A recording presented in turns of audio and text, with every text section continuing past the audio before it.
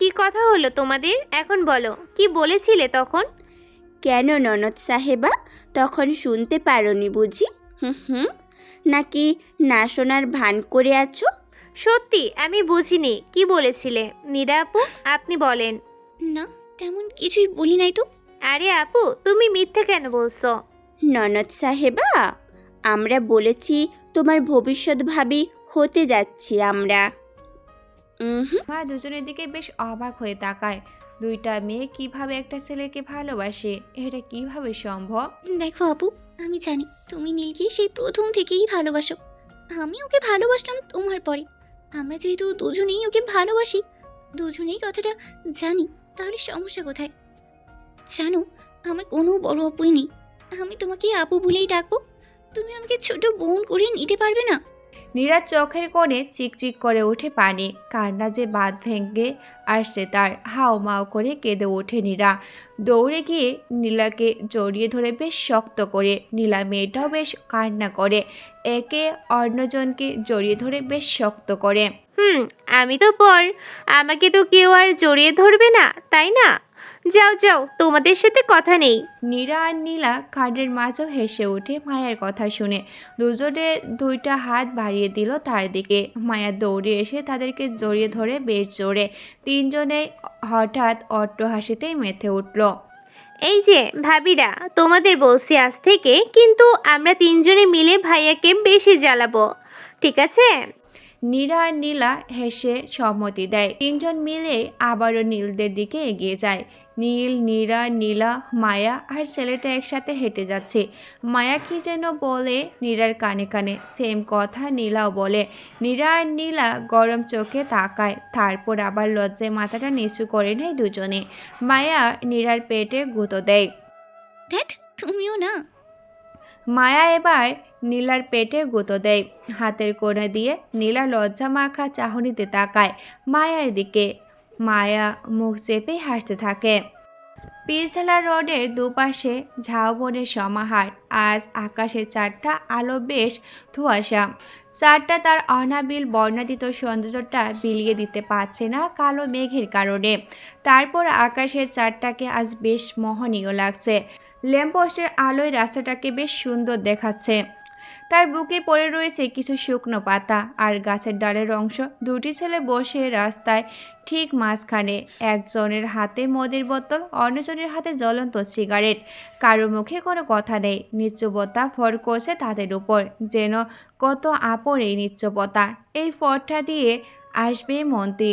দূর থেকে একটা গাড়ির হেডলাইটের আলো দেখা যাচ্ছে। ছেলে দুটো মাথাটা নিচু করে নেয়।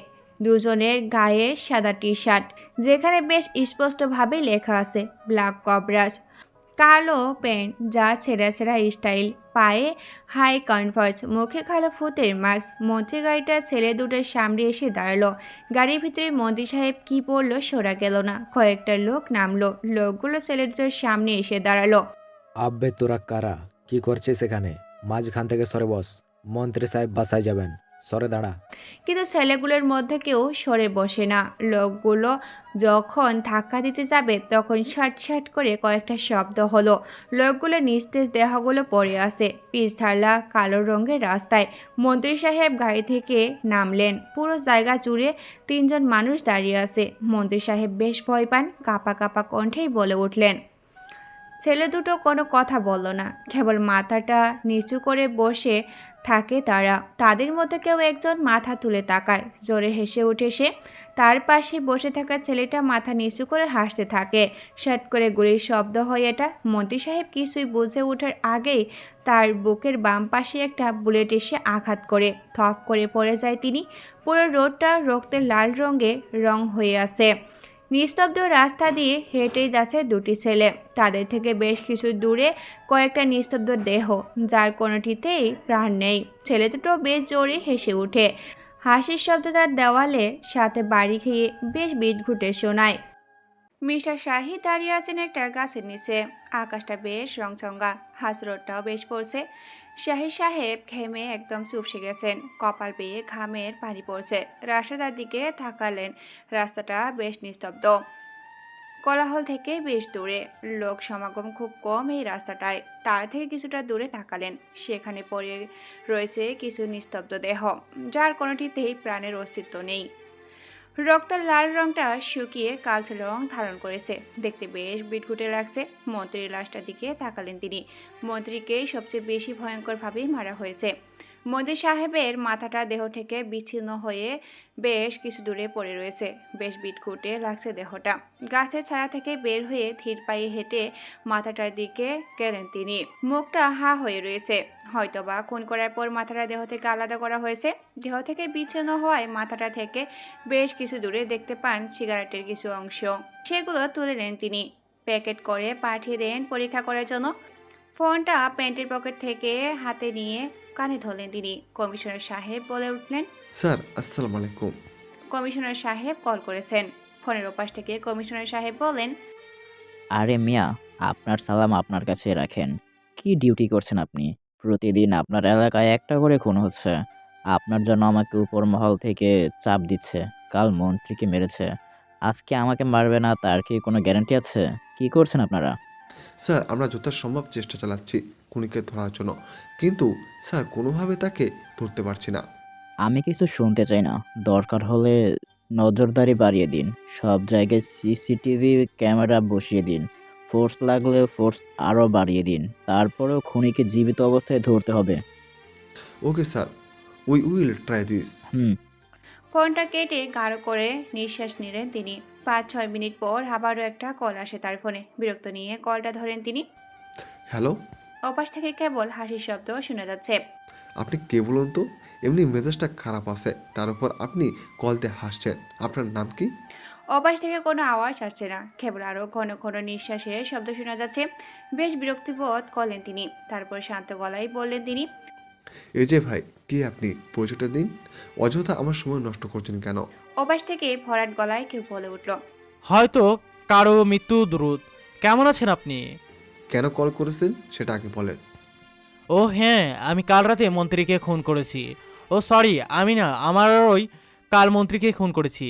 আমাদের জীবিত অবস্থায় ধরার জন্য আপনাকে কমিশনার সাহেব বলেছেন। যদি বলি আজকে কমিশনার সাহেবের শেষ দিন, তাহলে কেমন হবে?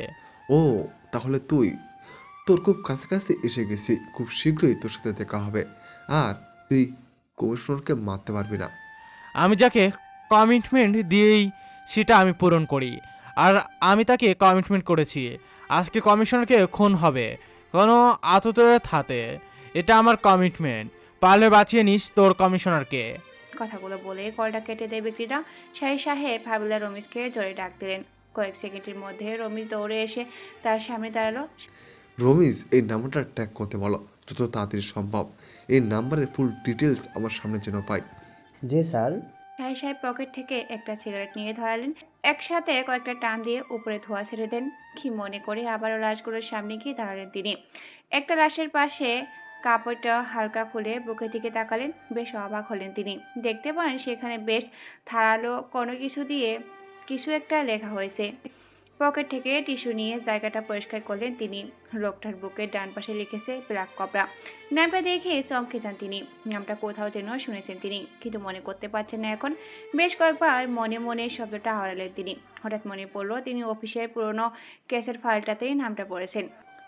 রমিজকে এই দিকটা দেখতে বলে দ্রুত থানায় চলে গেলেন তিনি। অফিসে এসে হাবিলদারকে ডেকে পাঠালেন তিনি নিজ রুমে। মাথাটা নিচু করে বসে আছেন তিনি। হাবিলদার রফিক এসে দাঁড়ালেন। স্যার ডাকছিলেন? হ্যাঁ, আমার জন্য কাপ ব্ল্যাক কফি আর শোভা পুরনো কেসের ফাইলগুলো নিয়ে আসো। জি স্যার। হুম। রফিক চলে যায়, ভাবতে থাকলেন। মন্ত্রী সাহেবের সাথে এদের কিসের শত্রুতা রয়েছে, যার জন্য ওনাকে এমনভাবে মারা হয়েছে? পরক্ষণই কমিশনারকে কল করেন তিনি, কিন্তু ওপাশ থেকে বলা হচ্ছে আপনার ডাকিত নাম্বারটা এই মুহূর্তে বন্ধ আছে। হাবিলদার রফিক পুরনো সব ফাইল আর নথিপত্র নিয়ে রুমে আসলেন। সেই সব রেখে আবারও কফি আনতে চলে গেলেন। মিসেস শাহিদ ভাবনায় বিভোর। কেন এত এত খুন হচ্ছে এই 5-6 মাসে? আবারও কি কোনো বড় গ্যাং জন্ম নিয়েছে এই শহরে? ব্ল্যাক কোবরা গ্যাংটা কি আবার সক্রিয় হয়েছে? তাহলে তো পুরো শহরটা জমালায় পরিণত হবে। একে একে কয়েকটা ফাইল চেক করলেন তিনি। সব পুরনো কেসের ফাইল, যে সব অসমাপ্তই রয়ে গেছে। একে একে বেশ অনেকগুলো ফাইল দেখে নিলেন তিনি, কিন্তু কোনোটাতেই খোঁজ পেলেন না তিনি। এরই মধ্যে রফিকও কফি নিয়ে হাজির। রফিককে খোঁজার কথা বলে কফির কাপটা হাতে নিয়ে বেলকনির দিকে চলে গেলেন তিনি। অনেক কিছু ভেবে চলছেন, যে ভাবনাগুলোর হয়তো শেষ নেই, নেই কোনো উত্তর, সব যেন ধোঁয়াশা। কফির কাপে চুমুক দিয়ে দূর আকাশের পানে তাকালেন। কিছুক্ষণ পর সূর্যটা অস্তনমিত হবে। নারুরঙার রক্তিম সূর্যটা তার লাল আভাটা ছড়িয়ে ডুবতে চলেছেন। রফিকের আওয়াজ শুনতে পেলেন, রুমের দিকে এগিয়ে গেলেন। রফিকের দিকে প্রশ্নবোধক চাহনিতে তাকালেন তিনি। মিস্টার শাহিদ রুমে এসে চেয়ারে বসে থাকা রফিকের দিকে প্রশ্নবোধক চাহনিতে তাকালেন। স্যার, আপনি যে গ্যাংটার নাম বলেছিলেন সেই গ্যাংটার ওপর বেশ অনেকগুলো কেস ফাইল হয়েছে। সবগুলো কেসেই বড় বড় শিল্পপতি নেতার খুন হয়েছে। স্যার, আরও একটা কথা শুনে অবাক হবেন, প্রত্যেকটা কেসে সরাসরি কোনো প্রমাণ পাওয়া যায়নি, যেন ফুল প্ল্যানিং করে খুন করা হয়েছে। সবগুলো কেসেই সব প্রমাণ লুটপাট করা হয়েছে খুব নির্ভুলভাবে। স্যার, আরও একটা কথা শুনে আরও অবাক হবেন, প্রত্যেকটা কেসেই অর্ধেকে এসে বন্ধ হয়ে গিয়েছে, হয় প্রমাণের অভাবে, না হয় ওপরে মহলের চাপে। স্যার, গ্যাংটার কার্যকলাপ বেশ কঠিন। আমি যতটুকু পড়ে জেনেছি তা হলো গ্যাংটা ছিল 3টি ছেলের, যারা গ্যাংস্টার ছিল গ্যাংস্টার। কিন্তু স্যার, গত 3 বছরে গ্যাংটার হাতে কোনো খুন হয়নি। স্যার, বিষয়টা বেশ জটিল লাগছে। আচ্ছা, তুমি এখন আসো। আর হ্যাঁ, গ্যাংটার উপর যতগুলো কেস ফাইল হয়েছে সবগুলো কেসের জিডি কপিগুলো আমার সামনে আনাও। জি স্যার। এখন যাও। রফিক চলে যাওয়ার পর চেয়ারে গিয়ে বসলেন। মাথাটা নিচু করলেন তিনি। চোখ বন্ধ করে প্রথম থেকে সব ঘটনাগুলো মনে করার চেষ্টা করতে লাগলে তিনি। হয়তো এইসব খুনগুলোর মধ্যে কোনো না কোনো সম্পর্ক রয়েছে, না হলে প্রত্যেকটা খুন কেন একইভাবে করা হয়েছে। হয়তো একটা খুন অন্য একটা খুনের সাথে সম্পূর্ণভাবে যুক্ত।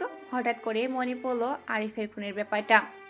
আরিফের খুনটা অন্য খুনগুলোর সাথে মিলে না। আরিফকে খুন করার পর দেহ থেকে মাথাটা আলাদা করা হয়নি। আচ্ছা, খুনটি কি অন্য কেউ করেছে? হয়তোবা হ্যাঁ, অথবা না। রাসেল নামের ছেলেটা বলেছিল সে ব্ল্যাক কুইন নামেও ডাকতে শুনেছিল আরিফকে, যে একটা মেয়ে। আচ্ছা, মেয়েটা কি গ্যাংস্টার কেউ? যদি গ্যাংটার লোক হয় তাহলে আরিফ কেন ব্ল্যাক কুইন নামে ডেকেছিল মেয়েটিকে? মাথাটা আজ বড্ড যন্ত্রণা করছে শাহী সাহেবের। আর কিছু ভাবতেই পারছেন না তিনি। কেসটা যত জটিল মনে করেছিলেন তার থেকে আরো বেশি মারাত্মক জটিল মনে হচ্ছে যেন। মুখে একটা সিগারেট নিয়ে বেলকুনির দিকে চলে গেলেন। সিগারেট জ্বালিয়ে একসাথে কয়েকটা টান দিয়ে একসাথে ধোঁয়াগুলো ছেড়ে দিলেন। ঠান্ডা বাতাস বইছে, চারিদিকে বেশ নিস্তব্ধ পরিবেশ। দূরের একটা গাছের দিকে তাকালেন তিনি। দেখলেন গাছটার ডালপালা জুড়ে জোনাকি পোকারা উড়াউড়ি করছে। দূর থেকে মনে হচ্ছে যেন গাছটায় বেশ সুন্দর করে লাইটিং করা হয়েছে। দেখতে বেশ সুন্দর লাগছে গাছটাকে। একধানে তাকিয়ে আছেন। মাথার মধ্যে তখন মন্ত্রী খুন হওয়ার ঘটনাটাই চলছে। রফিককে জোরে ডেকে 1 কাপ কড়া করে রং চা দিতে বললেন তিনি। দূর আকাশে আজ চারটা পূর্ণাঙ্গভাবে উঠেছে। চাঁদের আলোয় আজ আকাশটা বেশ পরিষ্কার লাগছে। হয়তো আজ আর বৃষ্টি আসবে না। রফিক রং চাটা নিয়ে বেলকুনিতে এসে দাঁড়ায়। শাহী সাহেবকে তার বেশ ভালো লাগে। লোকটা স্পষ্টভাষী, আত্মসম্মান বোধ সম্পূর্ণ। লোকটাকে কখনো মাথা গরম করে কথা বলতে দেখেননি তিনি। সব সময় ঠান্ডা মাথায় শান্তশিষ্টভাবে কথা বলেন তিনি। স্যার, আপনার চাটা। শাহী সাহেব এতক্ষণ গাছটার দিকে তাকিয়েছিলেন তিনি। রফিকের ডাক শুনে তার দিকে তাকালেন, শান্ত কণ্ঠেই বলেন। ও হ্যাঁ, দাও। রফিক রং চার কাপটা হাতে দিয়ে বলেন। স্যার, আপনাকে একটা কথা জিজ্ঞেস করা ছিল। শাহী সাহেব চায়ের কাপটা হাতে নিয়ে চুমুক দিলেন। রফিকের কথা শুনে তার দিকে তাকালেন। হ্যাঁ, বলো। স্যার, মন্ত্রী সাহেব লোকটা ভালো ছিলেন না। তার নামে অনেকগুলো ধর্ষণের মামলা আছে, সাথে লুটপাট, খুন বাহাদুরি, মাদক ব্যবসা নিয়ে অনেকগুলো মামলা আছে তার নামে। কিন্তু স্যার, কেউ ভয়ে তার নামটা বলতেন না। একদিন এক লোক তার নামে লুটপাটের মামলা দিয়েছিল। এর পরের দিন থেকে লোকটাকে আর খুঁজে পাওয়া যায়নি স্যার। ও, আচ্ছা স্যার, কে সেই মানুষ যে মন্ত্রীকে মেরে ফেললো? Black cobra. শাহী সাহেব চায়ের কাপে আরেকবার চুমুক দিয়ে সামনের দিকে তাকালেন। মাথাটা এখন আর ব্যথা করছে না, বেশ ফুরফুরে লাগছে এখন শরীরটা। ভার্সিটিতে আজ কি যেন অনুষ্ঠান হবে। সব ছাত্রছাত্রী আজ বাহারি রঙের পোশাকে সাজিত হয়ে এসেছে। নীরা আর নীলাও বাদ চায়নি। দুজনেই আজ কালো জামদানি শাড়ি পরে এসেছে। দুজনেই আজ বেশ সুন্দর করে সেজেছে। দুজনকে আজ বেশ সুন্দর লাগছে। একজনকে যেমন শ্যামবতী লাগছে, তেমন অন্যজনকে মায়াবতী লাগছে। ভার্সিটির বকুলতলায় বসে দুজনেই কি যেন বলছে আর অট্ট হাসিতেই মেতে উঠেছে। দুজনেই বসে আছে নীলের জন্য। বেশ অনেকক্ষণ হলো তারা বসে আছে। ভার্সিটির সব ছেলেরা বিমোহিত দৃষ্টিতে তাকিয়ে আছে হা করে। এই ব্যাপারটা যেমন তারা অস্বস্তিতে পড়েছে তেমনি বেশ উপভোগও করছে। এমনিতেই দুজনেই ভার্সিটির সুন্দরদের মধ্যেই আছে। এক ছেলে তো সরাসরি প্রপোজ করে ফেলেছে নীলাকে না চিনে। যখন চিনতে পারলো তার সামনে যে মেয়েটি বসে আছে সে ভার্সিটির রেগিং মাস্টার নীলা, তখনই ভোদর দিল ছেলেটি। এড়িয়ে নীলা সেই কি হাসি। ভার্সিটির গেট দিয়ে প্রবেশ করে দুটি ছেলে ও একটি মেয়ে। তিনজনের মুখে মুচকি হাসি ঝঙ্কার উঠছে। ভার্সিটির গেটের পাশে দাঁড়িয়ে থাকা সব মেয়েরা হা হয়ে তাকিয়ে আছে ছেলে দুটির ওপর। ছেলে দুটির পাশে থাকা একটা মেয়ে দৌড়ে গিয়ে নীলাদের সামনে গিয়ে দাঁড়ালো। কাত হয়ে জোরে শ্বাস নিল মায়া। নীরা আর নীলা বিস্ময় নিয়ে তাকিয়ে আছে মায়ার দিকে। মায়াও তাদের সাথে ম্যাচিং করে শাড়ি পরেছে। আবারও জোরে শ্বাস নিয়ে মায়া বলে উঠল, হাই ভাবিরা, কেমন আছো তোমরা? আলহামদুলিল্লাহ, আমরা সবসময় ভালোই থাকি। তুমি কেমন আছো ননদ সাহেবা? জি ভালো আছি ভাবিরা। আপনাদের আজ যা লাগছে না, ভাইয়া তো হার্ট অ্যাটাক করে ফেলবে। আমি নিজে এখন হার্ট অ্যাটাকে অ্যাটেন্ড করব। ভাইয়ার অবস্থা কেমন হবে আমি তো ভাবতেই পারছি না। হুম, আমাদের মায়াকে যেন কোনো এক সকালের উদয়মান সূর্যের ন্যায় মায়াবতী লাগছে। এই মায়া আমার বা তোমাকে একটা টাইট করে কিস দিতে ইচ্ছে করছে। দিব নাকি একটা?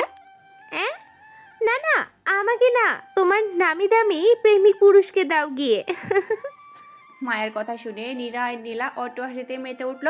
ভার্সিটির গেটে প্রবেশ করে দুটি ছেলে। গায়ে কালো পাঞ্জাবির সাথে সাদা ধুতির লুঙ্গি, পায়ে দুই ফিতা সিম্পল জুতা।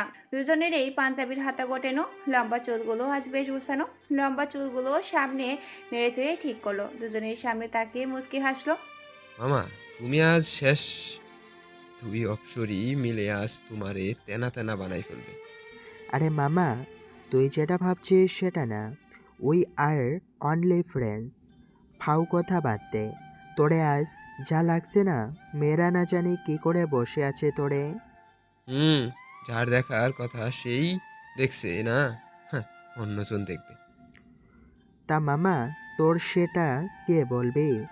সময় হলে জানতে পারবি।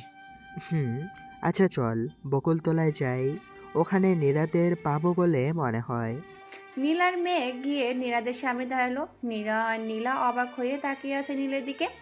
নীলার মেয়ে গিয়ে নীলাদের সামনে দাঁড়ালো। নীলা আর নীলা অবাক চোখে তাকিয়ে আছে নীলের দিকে। তার সামনে দাঁড়িয়ে আছে কালো পাঞ্জাবির সাথে সাদা লুঙ্গিতে পরিহিত একটা ছেলে। নীলা আর নীলা প্রথমে চিনল না নীলকে। মুখে মুচকি হাসির পড়লে ফুটে উঠেছে তার। বেশ আসক্তময় পুরুষ লাগছে তাকে। দুপুরের কড়া সূর্যের বাহারি ঝিলিক মিশ্রিত রোদের আলো এসে পড়ছে তার গায়ে। হেঁটে যেন তার সৌন্দর্য আরো খানিকটা বেড়ে গেল। নীরা আর নীলা গোলগাল চোখে তাকিয়ে আছে। নীল ছেলেটাকে তারা দুজন যতটা সাধারণ মনে করেছিল, নীল তার থেকে আরো বেশি সাধারণের ভিতরেই অসাধারণ কেউ। নীরা আর নীলার গোলগাল চাহনি খানিকটা অস্বস্তি লাগে তার। মাথাটা নিচু করে নেয় সে। নীরা আর নীলা একসাথেই বলে উঠল, তুমি নীল না? জবাবে নীল মাথা নিচু করে অবস্থায় মুচকি হাসলো। মাথাটা খানিকটা উপরে তুলে নিচু স্বরে বলল, নীরা আর নীলার চোখের মধ্যে এক অতৃপ্ত সুখের উন্মাদনা দেখা গেল। দুজনের চোখ খুশিতে চিকচিক করে উঠল। দৌড়ে গিয়ে দুজনে বেশ শক্ত করে জড়িয়ে ধরল নীলকে। নীল তাল সামলাতে না পেরে খানিকটা পিছিয়ে গেল। নিশ্চুর স্বরে আহ করে চিৎকার করলো সে। নীলা আর নীরা একে অপরের দিকে তাকে মুচকি হাসি দিয়ে আরো জোরে জড়িয়ে ধরলো। দুজনেই শক্ত করে জড়িয়ে ধরলো। বেশ ব্যথা পায় হাতে সে। হাতের ব্যথাটা এখনো যায়নি, বেন্দেজটা সবে মাত্র পাল্টিয়েছে সে। নীরা উপরের দিকে তাকিয়ে নীলের চেহারাটার দিকে তাকায়। দেখে নীলের মুখটা খানিকটা মলিন হয়ে রয়েছে। নীল দাঁতে দাঁত চেপে ব্যথা সহ্য করে যাচ্ছে। মাথাটা নিচু করে নীলাদের দিকে তাকায়। দেখে নীলা মেয়েটা তার বুকে গুটিসুটি মেরে মাথাটা নিচু করে দাঁড়িয়েছে। নীলা নীলার দিকে তাকায়। নীলা নীলাকে ইশারা সরে আসতে বলে সে নিজেই সরে যায় বুক থেকে। নীল বুক হালকা হয় মাথা নিচু করে তাকায়। দেখে তার বুকে কারো মাথার অস্তিত্ব নেই। নীলা গিয়ে নীরার পাশে দাঁড়ায়। হুট করে নীরা বলে ওঠে, সরি, তোমাকে দেখে আটকাতেই পারিনি। বেশ সুন্দর লাগছে তোমাকে আজ। দেখি হাতটা ব্যথা পেয়েছো তাই না? না না, তেমন ব্যথা পাইনি। হঠাৎ এসে জড়িয়ে ধরায় খানিকটা ব্যথা লেগেছে। তা হঠাৎ তোমরা এভাবে জড়িয়ে ধরলে যে? প্রতি উত্তরে তারা কিছু বলে না, কেবল মাথাটা নিচু করে নেয়। হুট করে নীরা আর নীলা হাঁটু গেড়ে বসে পড়ে। ভার্সিটির সব ছেলে মেয়ে তাদের দিকে তাকিয়ে আছে হাঁ করে। নীরা আর নীলা একসাথেই বলে ওঠে, এই তোমাকেই বলছি, হ্যাঁ তোমাকেই বলছি, হবে কি? আমার দিন শেষে যখন রক্তিম সূর্যটা ডুবতে যাওয়ার পর হাতে হাত মিলে এক দৃষ্টিতে ওই মোহময় আকাশের দিকেই তাকিয়ে থাকার সঙ্গী। আমি তোমাকে ভালোবাসতে বলছি না, শুধু বলছি তোমাকে আমার ভালোবাসতে দিও, তাতেই চলবে। ব্যবসার গরমে যখন তোমার কপাল বেয়ে ঘামের বিন্দু বিন্দু জল গড়িয়ে পড়বে, তখন না হয় আমাকে সেই ঘাম মুছার অধিকারটুকু দিও, তাতেই চলবে আমার।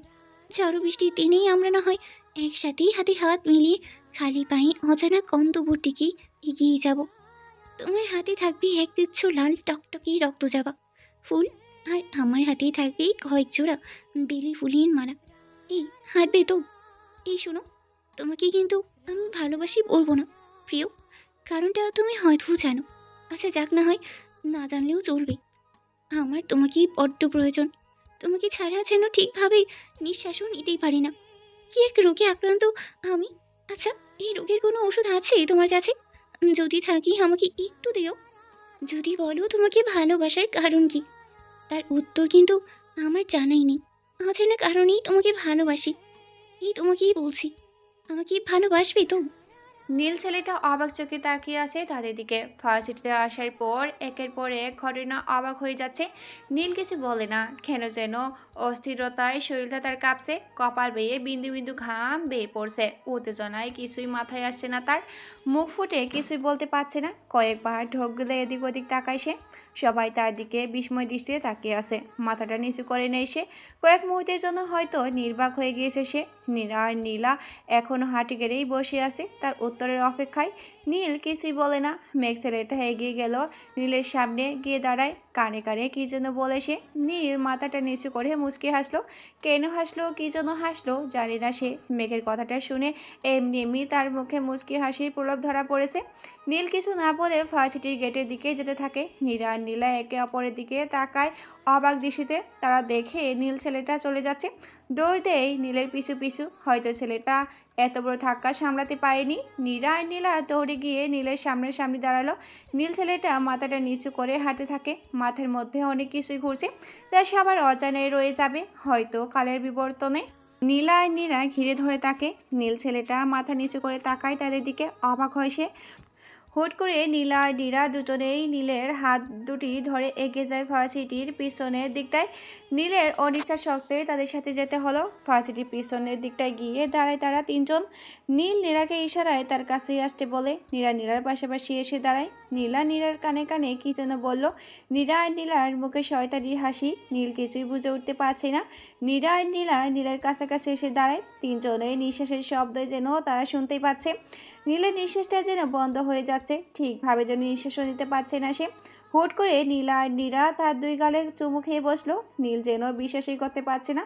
দেখে নীরা আর নীলা একসাথে দৌড়ে চলে যাচ্ছে। নীল সেখানেই ঠাই দাঁড়িয়ে আছে। রাত তখন 10টা কি 11টার কাটা ছুঁই ছুঁই। ঠান্ডা হাওয়া বইছে নদীর কিনারে ছুঁয়ে। দূর থেকে দেখা যাচ্ছে একটা গাড়ি আছে বেশ দ্রুত গতিতে। গাড়িটা এসে একটা ব্রিজের ওপরে থামলো। গাড়ি থেকে একটি ছেলে আর একটি মেয়ে নামলো। দুজনের হাতে .52 ক্যালিভারের লোড করা পিস্তল।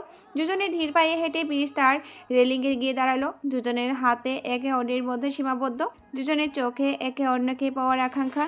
ব্রিজের নিচে ছোট্ট একটা নদী বয়ে গেছে।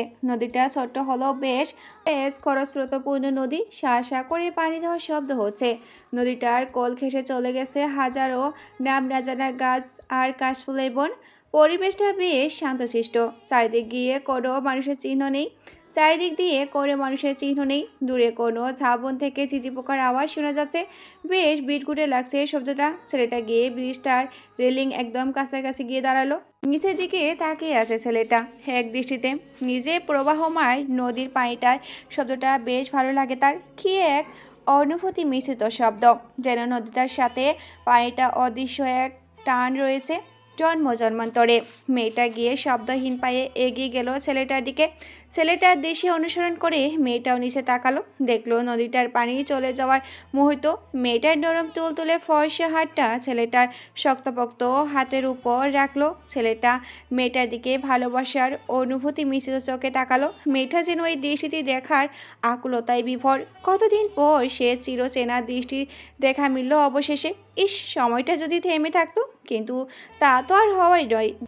ব্রিজের নিচে প্রবাহিত নদীটার পানির স্রোত যেমন থেমে থাকে না, চলতেই থাকে অবিরাম, ঠিক তেমনই সময়টাও সেকেন্ডের ঘর পেরিয়ে মিনিটের ঘরে যায়, মিনিটের ঘর পেরিয়ে ঘন্টার ঘরে চলে যায়, তারপরে চলতে থাকে অবিরাম।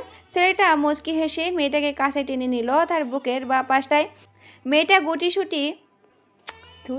মেয়েটা গুটিসুটি মেরে মাথাটা লাগিয়ে দাঁড়ায়, মাথাটা উঁচু করে ছেলেটার দিকে বিমোহিত দৃষ্টিতে তাকায় সে। কত সময় পর সে প্রতীক্ষিত হাসি, এই হাসিটাই যে তার বুকে তোলপাড় করে তুলে, সে কি জানে না এই বুঝি হারিয়ে ফেললো তাকে। সে কি বোঝে না তার এই ভাঙা দাঁতের মুচকি হাসিটা আবার মনটা ভেঙে চুরমার করে দেয়। বুকের বাম পাশটায় যে ভীষণ ব্যথা করে হাসিটা দেখলে, তারপরেও ছেলেটা এমন করে হাসে কেন? ছেলেটার গায়ের সাথে লেপ্টে আছে মেয়েটা বেশ শক্ত করে। ছেলেটার গা থেকে আসা ঘামের গন্ধটা শুকতে মেয়েটার ভালো লাগে। হুট করে ছেলেটা মেয়েটার কপালে গাঢ় করে ভালোবাসার পরশ এর এক চিহ্ন দেয় নিষ্ঠুর দিয়ে। মেয়েটার ভালোবাসার পিপাসু দৃষ্টি নিয়ে তাকালো ছেলেটার দিকে। মেয়েটার দিকে মুচকি হেসে তাকালো ছেলেটা, মুখে হাসি রেখেই বলল, আমার শ্যামবতীটা কেমন আছে তা কি সে জানে? না, সে জানে আপনার শ্যামবতীটা ভালো নেই। তার মনে রয়েছে এক পাহাড় অভিমান, অভিযোগের ভাণ্ডার, আর কি কি হয়েছে তার মনে? আর রয়েছে একগুচ্ছ ভালোবাসা পাওয়ার ব্যাকুলতা, তাকে নিজের করে পাওয়ার আকুলতা। সে বুঝে না তার শ্যামবতীটাকে। কেন সে বুঝবে? তাকে তার কি কোনো প্রয়োজন আছে? সে দিব্যি হেসে খেলে দিন পার করছে। সে তো জানি না তার শ্যামবতীটার তাকে কতটা প্রয়োজন। তাকে ছাড়া যে তার শ্যামবতীটা ঠিকভাবে নিঃশ্বাসও নিতে পারে না, তাকে সে জানে না। তারপরও তার কি লুকোচুরি খেলা, নিজেকে তার শ্যামবতীর থেকে লুকিয়ে রাখার প্রচেষ্টা। কেন সে এমন করে? ছেলেটা মুচকি হেসে তার প্রেয়সীকে টেনে নিল। আকাশে আজ মস্ত বড় চাঁদ উঠেছে, তারায় তারায় ভরপুর আছে আকাশটা। কোথাও যেন কোনো খুঁত নেই এই বিশাল আকাশটায়। আজ চাঁদের আলোটা বেশ উজ্জ্বল। তাদের আলোয় নদীর পানিগুলোর প্রত্যেকটা স্রোতের খোঁজ চিক করছে, দেখতেই বেশ সুন্দর লাগছে। ব্রিজের উপর থেকে হঠাৎ হঠাৎ দমকা হাওয়া বইছে, যার ফলে মেয়েটা কুচকুচে কালো এলোমেলো কেশ রেশমি চুলগুলো বাতাসের সাথে পাল্লা দিয়ে উড়ছে। ছেলেটা নেশাগ্রস্ত চোখে তাকিয়ে আছে মেয়েটার দিকে, যেন তার সামনে দাঁড়িয়ে আছে সদ্য ফোটা কোনো রক্তজবা ফুল, যার কোনো নিজস্ব গন্ধ নেই, কিন্তু তবু সে ফুলের মধ্যে অনন্য সুন্দর। তার সামনে দাঁড়িয়ে থাকা মেয়েটিও তেমন আহামরি সুন্দরী না। শ্যামবর্ণের চেহারা মেয়েটাকে যেন কোনো অচেনা রাজ্যের রাজকুমারী লাগে। তার গেজো দাঁতের চাঙ্কার তোলা হাসিটা তার হৃদয়টা ক্ষতবিক্ষত করে দেয় মুহূর্তের মধ্যে। তাই তো সেই মেয়েটার নাম দিয়েছে শ্যামবতী, শুধুই তারই শ্যামবতী। তবু তার কত চালাক চাতুরি, নিজেকে আড়াল রাখার কত পদ্ধতি ব্যবহার করতে ব্যস্ত সে। শাহিদ সাহেব ব্ল্যাক কভারেজ গ্যাংয়ের করা সকল খুনের জন্য হওয়া সব কেসের ফাইলগুলো দেখছিলেন। বিশেষ কিছু পেলেন না। শেষ একটা ফাইল বাকি রয়েছে তার টেবিলের সামনে। প্রায় 15 দিনেরও বেশি সময় ধরে এই গ্যাংস্টারের সামান্য প্রমাণ পাওয়ার আশায় সব কেসের ফাইল, খুন হওয়ার সকল জায়গা থেকে শুরু করে খুন হওয়ার জায়গাটার আশেপাশেই মানুষগুলো জিজ্ঞাসাবাদ করেছেন। ফলস্বরূপ কিছুই পাননি তেমন। হাবিলদার রমিজকে জোরে ডাক দেয় এক কাপ ব্ল্যাক কফির জন্য। মাথাটা ঝিমঝিম করছে, তার সাথে ব্যথাও করছে। বেশ কয়েকদিন ধরে বেশ মাথাটা ধরছে। মাথা ব্যথার যেন চোখটা খোলার শক্তিও পান না তিনি। একবার ডাক্তারের কাছে গেলে হয়তো ভালো হতো। টেবিলে পড়ে থাকা ফাইলটা বাঁ হাত দিয়ে নিলেন, বেশ কয়েকবার জোরে নিঃশ্বাস নিলেন, ফাইলটা খুলে পড়তে শুরু করলেন। সাল 2015 মার্চ মাস। পুরনো বটতলায় একটা বেয়ারিশ লাশ পাওয়া গেছে। মুখটা বোঝা যাচ্ছে না, কোনো ভারী কিছু দিয়ে থেতলে দিয়েছে মুখটা, যাতে ভিকটিমকে তা জানা না যায়। পুরো শরীরে কাটা ছেঁড়ার দাগ, মাথাটা শরীর থেকে আলাদা, মাথার মাঝখানে বরাবর গুলি করা হয়েছে। লাশটির সাথে একটা চিরকুট পাওয়া গেছে। আমরা আবার ফিরে আসব। 3টি মানুষ, একটি পিস্তল, লোড করা একটা বুলেট, চারদিকে হাজারো লাশ। রক্তরা চলে যাবে স্রোতের ন্যায়। অপেক্ষায় থাকো সেই ভয়ানক কাঙ্ক্ষিত সময়ের জন্য। Your black cobra. তারপর আর কিছু লেখা নেই। হয়তো এরপর থেকে গ্যাংটা আর কোনো খুন করেনি। ড্রাগ ওয়াল থেকে হয়তো হারিয়ে গেছে। যদি হারিয়ে যায় গ্যাংটা, তাহলে এত বছর পর কেন আবারও খুন করছে? এমন তো হতে পারে গ্যাংটার নাম দিয়ে অন্য কেউ গ্যাং খুনগুলো করছে। আর কিছু ভাবতে পারছেন না তিনি। কেসটা কোথায় থেকে কোথায় চলে যাচ্ছে তার কোনো দিক বেদিক নিশানা নেই। বড্ড গলাটি লাগছে তার। কোনো কিছুই প্রথম থেকে মেলাতে পারছেন না তিনি। আজ প্রথম চালাক বুদ্ধিমান মানুষটা নিজের কাছে নিজেকে বড্ড বোকা মনে করছে। আজ প্রথম চালাক বুদ্ধিমান মানুষটা নিজের কাছেই নিজেকে বড্ড বোকা মনে করছে। আজ আকাশটা বড্ড অন্ধকার। চারিদিক থেকে ঝিঝি পোকার আওয়াজ শোনা যাচ্ছে। অফিস রুম থেকে বের হয়ে বেলকনির দিকে গেলেন। দোতলা বিশিষ্ট দালানটায় আলো ঝকঝক করছে। দূর থেকে বেশ সুন্দর লাগছে দালানটা। শাহিদ সাহেব দোতলায় দক্ষিণ পাশে থাকা বেলকনিতে গিয়ে দাঁড়ালেন। হাবিলদার রমিজকে জোরে ঢাক দিয়ে 1 কাপ কফি দিতে বললেন। বেশ বড় সড়ো জায়গা নিয়ে থানাটা তৈরি করা হয়েছে।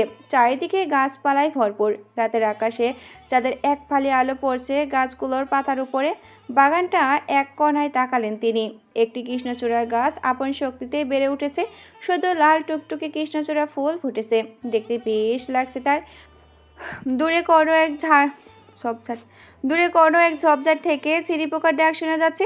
আওয়াজটা বেশ ভালো লাগছে শাহিদ সাহেবের। বেশ কিছুক্ষণ মনোযোগ দিয়ে আওয়াজটা শুনলেন। হাবিলদার রমিজ এসে ডাক দিল তাকে। হঠাৎ ডাক শোনায় পিছনে ফিরে তাকালেন তিনি। দেখলেন হাবিলদার রমিজ হাতে কফি নিয়ে দাঁড়িয়ে আছে।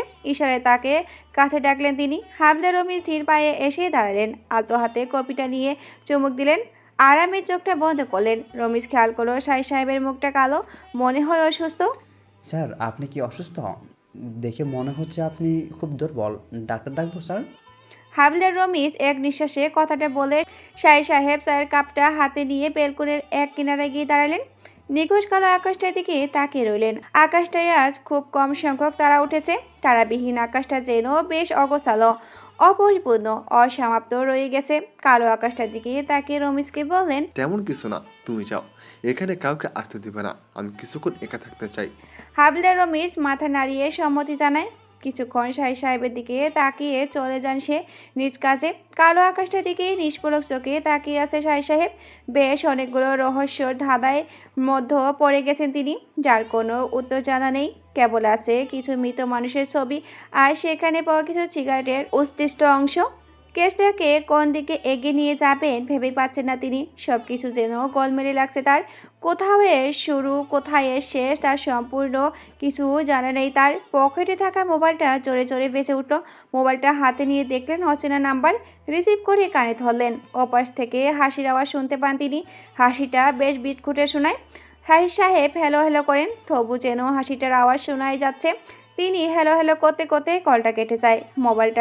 নাম্বারটায় আবার কল দিলেন তিনি সাথে সাথেই, কিন্তু নাম্বারটা বন্ধ শোনায়। মাথাটা তার বেশ ঘুরপাক খাচ্ছে। এখনই কল দিল, অথচ এখনই নাম্বারটা বন্ধ। আর লোকটাকে কল দিয়ে হাসির শব্দ কেনে শোনালো।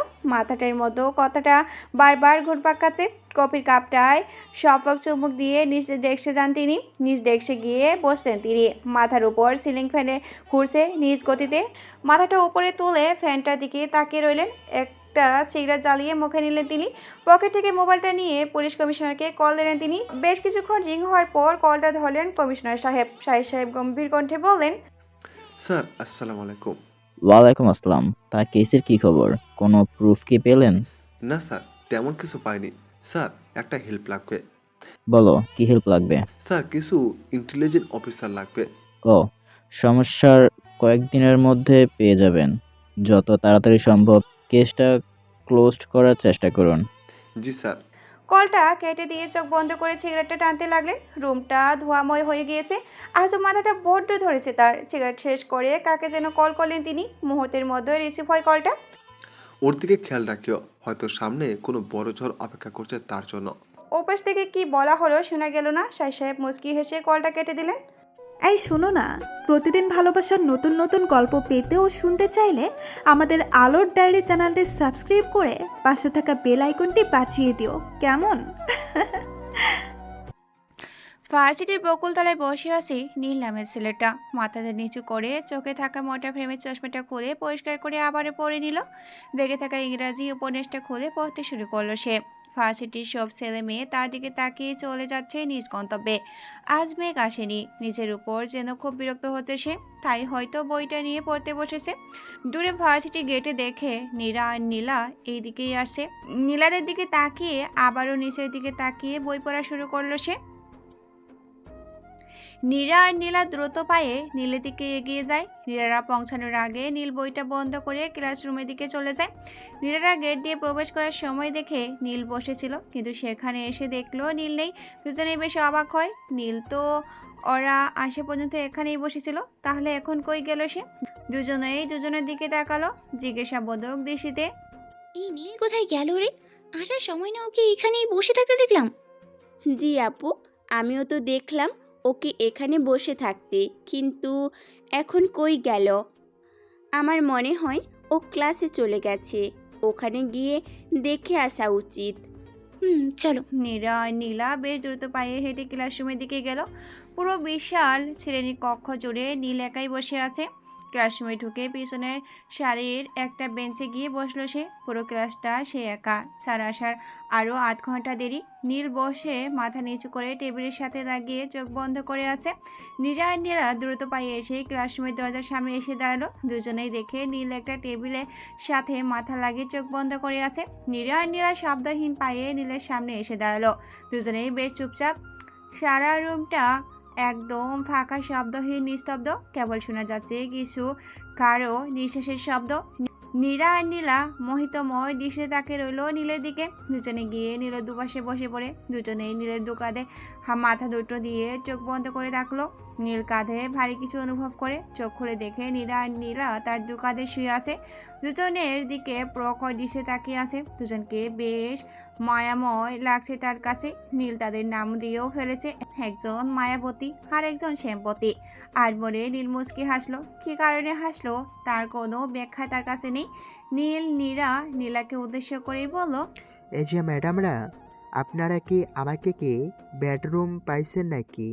নীরা আর নীলা হকচকিয়ে উঠল। বেশ তাড়াতাড়ি করে মাথা তুলে নিল নীলের কাঁধ থেকে। আকস্মিক নীরা আর নীলা নীলের কাঁধ দুটো জড়িয়ে ধরে বেশ শক্ত করে।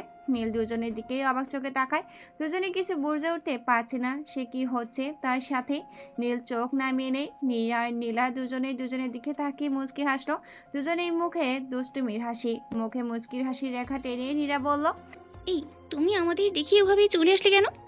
নীল নীলার কথাটা শুনে কিছুটা ভয় পেল। কি বলবে বুঝে উঠতে পারছে না সে। নিজেকে যত সম্ভব স্বাভাবিক রেখেই বলল, কই, কখন এলাম? প্রতি উত্তরে নীলা মুচকি হাসলো। তুমি কি জানো তুমি ঠিকভাবে মিথ্যাটা বলতেই পারো না? কখন এলে তা কি বুঝিয়ে বলবো? নীল এবার বেশ ভয় পেল।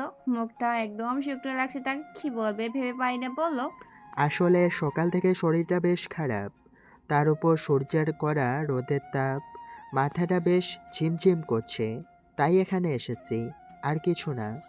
নীলের শরীর খারাপ কথাটা শুনে নীরা আর নীলা উভয়ের মুখটা কালো হয়ে গেল। চট করে নীলের কাঁধ থেকে মাথাটা তুলে ফেললো দুজনেই। নীল তাদের দিকে তাকায়। নীলা নীলের কপালে হাত রাখলো। কপালটা বেশ গরম, মনে হয় জ্বর আসবে। নীলা নীলের হাতটা ধরলো, হাতটাও বেশ গরম। নীরা আর নীলা উঠে দাঁড়ালো। দুজনেই নীলের 2 হাত ধরে ক্লাসের বাইরে চলে গেল।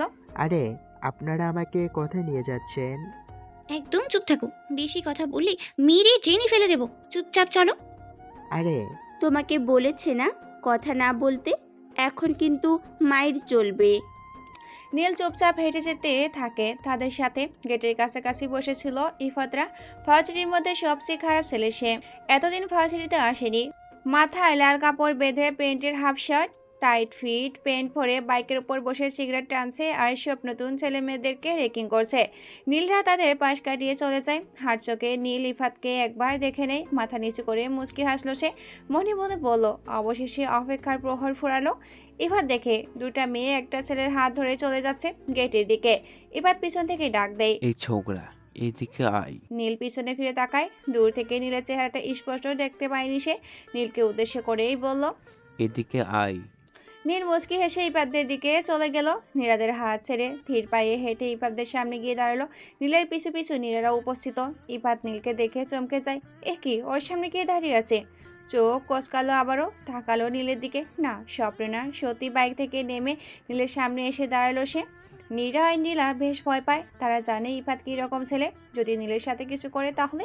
নীরা আর নীলা খানিকটা এগিয়ে গিয়ে নীলের কাছাকাছি দাঁড়ালো। ইফাত মাথা নিচু করেই বলল।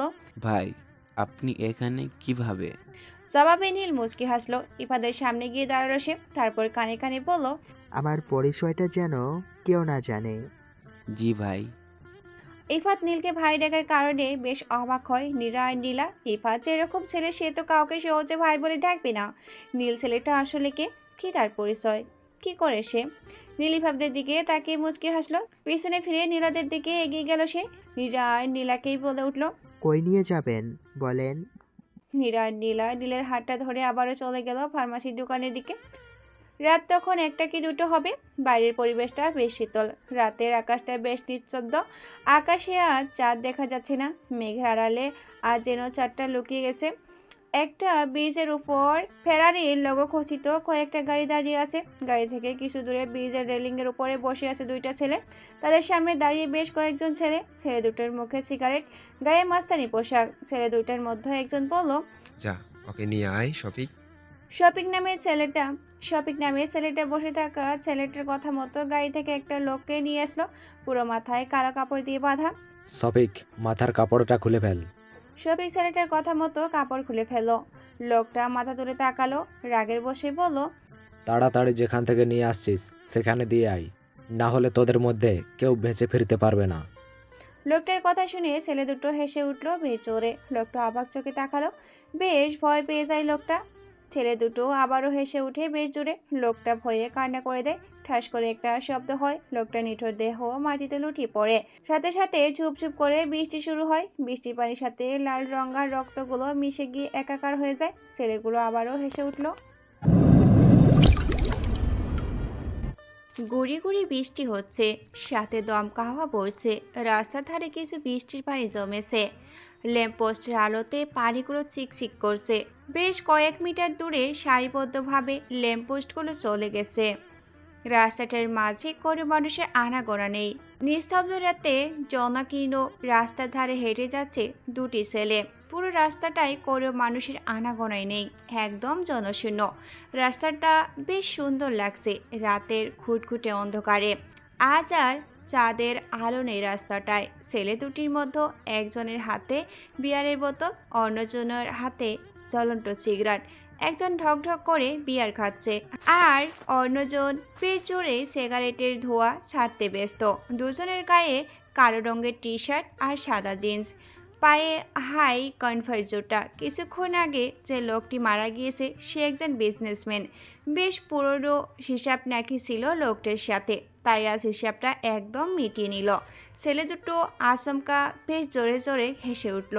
জনশূন্য রাস্তাটায় হাসিটা কয়েকবার বাড়ি খেয়ে বেশ বিট ঘুটে শোনালো। মিস্টার শাহিদ ডিউটি শেষ করে বাড়ি ফিরছিলেন। মাথার মধ্যে তখনও খুনের রহস্যগুলো ঠোলা ফেটে ঘুরছে, যা সহজেই খুলছে না। কী করবেন কিছুই বুঝে উঠতে পারছেন না তিনি। কপালে হাত রেখে চিন্তা করছেন। উপর থেকে চাপ আসছে দিনকে দিন। কপালে হাত রেখে যখন চিন্তায় মগ্ন, হঠাৎ ড্রাইভার গাড়ি থামালো। গাড়ি থামার ফলে শাহিদ বেশ বিরক্ত হলেন। গাড়ি কেন থামালে সালাম? স্যার সামনে তাকান। কেন, কি হয়েছে? দেখেন না স্যার একটু। সালামের কথা মতো শাহিদ সাহেব সামনে তাকালেন। তাদের থেকে বেশ কিছু দূরে পড়ে আছে একটা লাশ। শাহিদ সাহেব দ্রুত পায়ে হেঁটে গেলেন লাশটার দিকে। আবারও একটা খুন। শাহিদ সাহেব লাশটার কাছে এসে পৌঁছলেন। লাশটার দিকে পূর্ণ দৃষ্টিতে তাকালেন। এবারে লাশটা মাথা দেহ থেকে বিচ্ছিন্ন। লাশটার মধ্যভুকটার মধ্যে বেশ ধারালো কিছু দিয়ে কিছু লেখা হয়েছে। শাহিদ সাহেব প্যান্টের পকেট থেকে মোবাইলটা বের করে হাবিলদার রমিজকে কল করে কয়েকটা পুলিশকে সাথে নিয়ে আসতে বললেন। কলকেটে মোবাইলের ফ্ল্যাশ লাইটটা জ্বালিয়ে বুকের মধ্যে থাকা রক্তগুলো পরিষ্কার করলেন। শাহিদ সাহেব বেশ তীক্ষ্ণ দৃষ্টিতে তাকালেন লেখাটার দিকে। বেশ তেরাবেঁকা করে লেখা আছে ব্ল্যাক কবরাস। লেখাটা দেখে বেশ বিস্মিত হন তিনি। হানমনি বললেন, এটাও তাদের খুন? লাশটা থেকে শাহিদ সাহেব পকেট থেকে একটা সিগারেট জ্বলায়। বেশ আস্তে আস্তে সিগারেটটায় টান দিচ্ছেন তিনি, আর কি যেন ভাবছেন। লাশটার থেকে কিছু দূরে পড়ে আসছে দেহ থেকে বিচ্ছিন্ন হওয়া মাথাটার দিকে এগিয়ে গেলেন ধীর পায়ে। হাঁটু গেড়ে বসলেন মাথাটার পাশে। মাথাটা হাতে নিয়ে তাকালেন তিনি। হাঁ হয়ে আছে মুখটা, কপালের ঠিক মাঝ বরাবর গুলির চিহ্ন। গরম উত্তপ্ত বুলেট দ্বিধাহীনভাবে চলে গেছে খুব স্বাভাবিকভাবেই। শাহিদ সাহেব এক দৃষ্টিতে তাকিয়ে রইলেন মাথাটার দিকে। হাবিলদার রমিজ কিছু পুলিশ নিয়ে উপস্থিত হলেন শাহিদ সাহেবের সামনে। শাহিদ সাহেব শান্ত দৃষ্টিতে তাকালেন রজিমের দিকে। রজিমকে উদ্দেশ্য করেই বললেন, রমিজ, সবাইকে এদিকে আসতে বলো। রমিজ সবাইকে ডাক দিয়ে একত্রিত হতে বলল। জায়গাটিতে উপস্থিত থাকা সকল পুলিশ কর্মকর্তা একসাথে সারিবদ্ধভাবে দাঁড়ালো। শাহিদ সাহেব তাদের সামনে এসে দাঁড়ালেন। সবাই একসাথে সালাম দিয়ে নীরব রইল। শাহিদ সাহেব সালামের জবাব দিয়ে গলাটা পরিষ্কার করে নিলেন। গলার স্বরটা হালকা ভরাট করেই বললেন, তোমাদের এখানে ডেকেছি কেন জানো? হয়তো কেউ জানো বা ধারণা করছো এই জন্য। তোমাদের এখানে ডাকা হয়েছে এই খুনের রহস্যটা বের করার জন্য।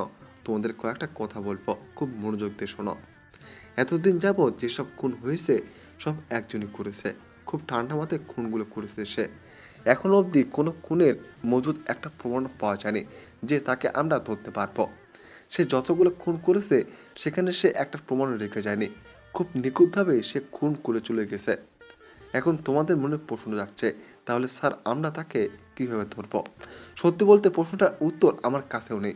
তাহলে আসল খুনি কে বা মাস্টার মাইন্ডকে কীভাবে ধরব? আমরা তাকে ধরার চেষ্টা করব না। রমেশ থানাতে থাকা সকল এসআই এসিপিকে হাবিলদারকে 5 মিনিটের মধ্যে আমার সামনে আসতে বলো। হাবিলদার রমিজ সব পুলিশকে কলে বললেন শাহিদ সাহেব তাদের ডেকে পাঠিয়েছেন। পকেট থেকে সিগারেটের প্যাকেটটা নিয়ে একটা সিগারেট ধরালেন তিনি। পরপর কয়েকটা টান দিয়ে মুখ থেকে সিগারেটটা হাতে নিলেন তিনি। এভাবে সিগারেট খাওয়ার যেন তার অভ্যাসে পরিণত হয়ে গিয়েছে। মুখে আর নাক দিয়ে ধোঁয়া ছেড়ে দিলেন দূরের ওই নিকশ কালো আকাশটার দিকে।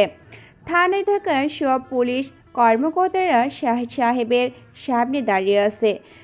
কেউ পুলিশি পোশাক নিয়ে, কেউ সিভিল ড্রেস নিয়ে উপস্থিত। রমিজ, সবাই উপস্থিত আছে এখানে? জি স্যার। ভালো। এখানে তোমাদের ডাকা হয়েছে বিশেষ কিছু কারণে। এখানে উপস্থিত থাকা সকলে কয়েকটা দলে ভাগ হয়ে যাবে। প্রতিটি দলে 4-5 করে থাকবে।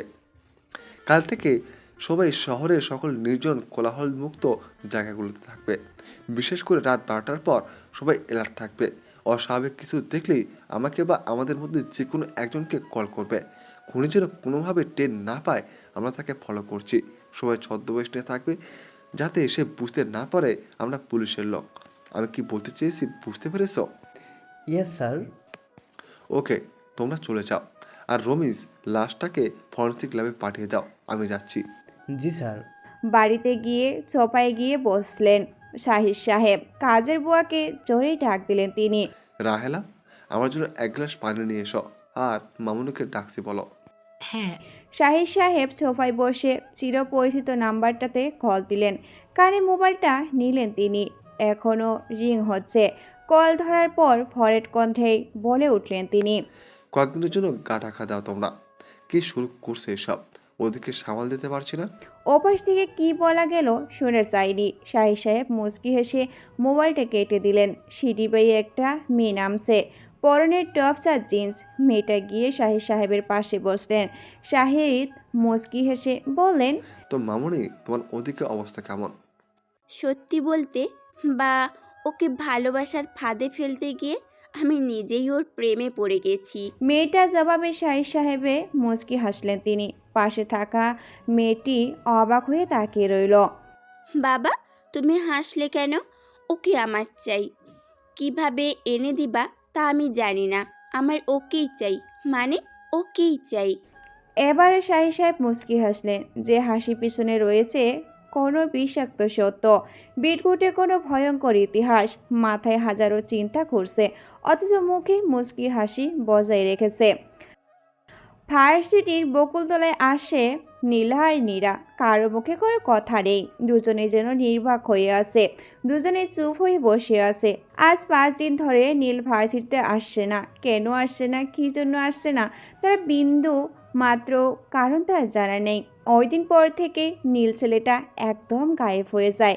আশেপাশে প্রায় সব জায়গায় নীলকে খুঁজছে তারা, কিন্তু কোথাও পায়নি। নীলের নাম্বার বা বাড়ির ঠিকানাও নেই যে তাকে কল দিবে বা খুঁজবে। দুজনেই বেশ চিন্তিত। নীরবতা ভেঙে নীলা বলল, আপু, কি করব এখন? আশেপাশে সব জায়গায় তো খুঁজলাম তাকে, কোথাও তো পেলাম না। এখন কি করব? কিচ্ছু জানি না আমি, মাথার কিচ্ছু আসছেই না। কি করব বলো এখন?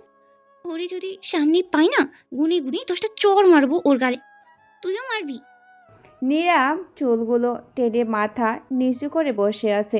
রাগে আর দুশ্চিন্তায় তার শরীর থরথর করে কাঁপছে। নীলা গেটের দিকে তাকায়, প্রতিদিনকার মতো ভার্সিটির গেট দিয়ে সদ্য প্রবেশ করা ছেলেটার দিকে তাকায়। পরে সারা চেক শার্ট, কালো লম্বা ঢলা প্যান্ট, ধীর পায়ে প্রবেশ করে ছেলেটা। কোনো দিকে না তাকিয়ে মাথা নিচু করে গেট দিয়ে প্রবেশ করে ছেলেটা।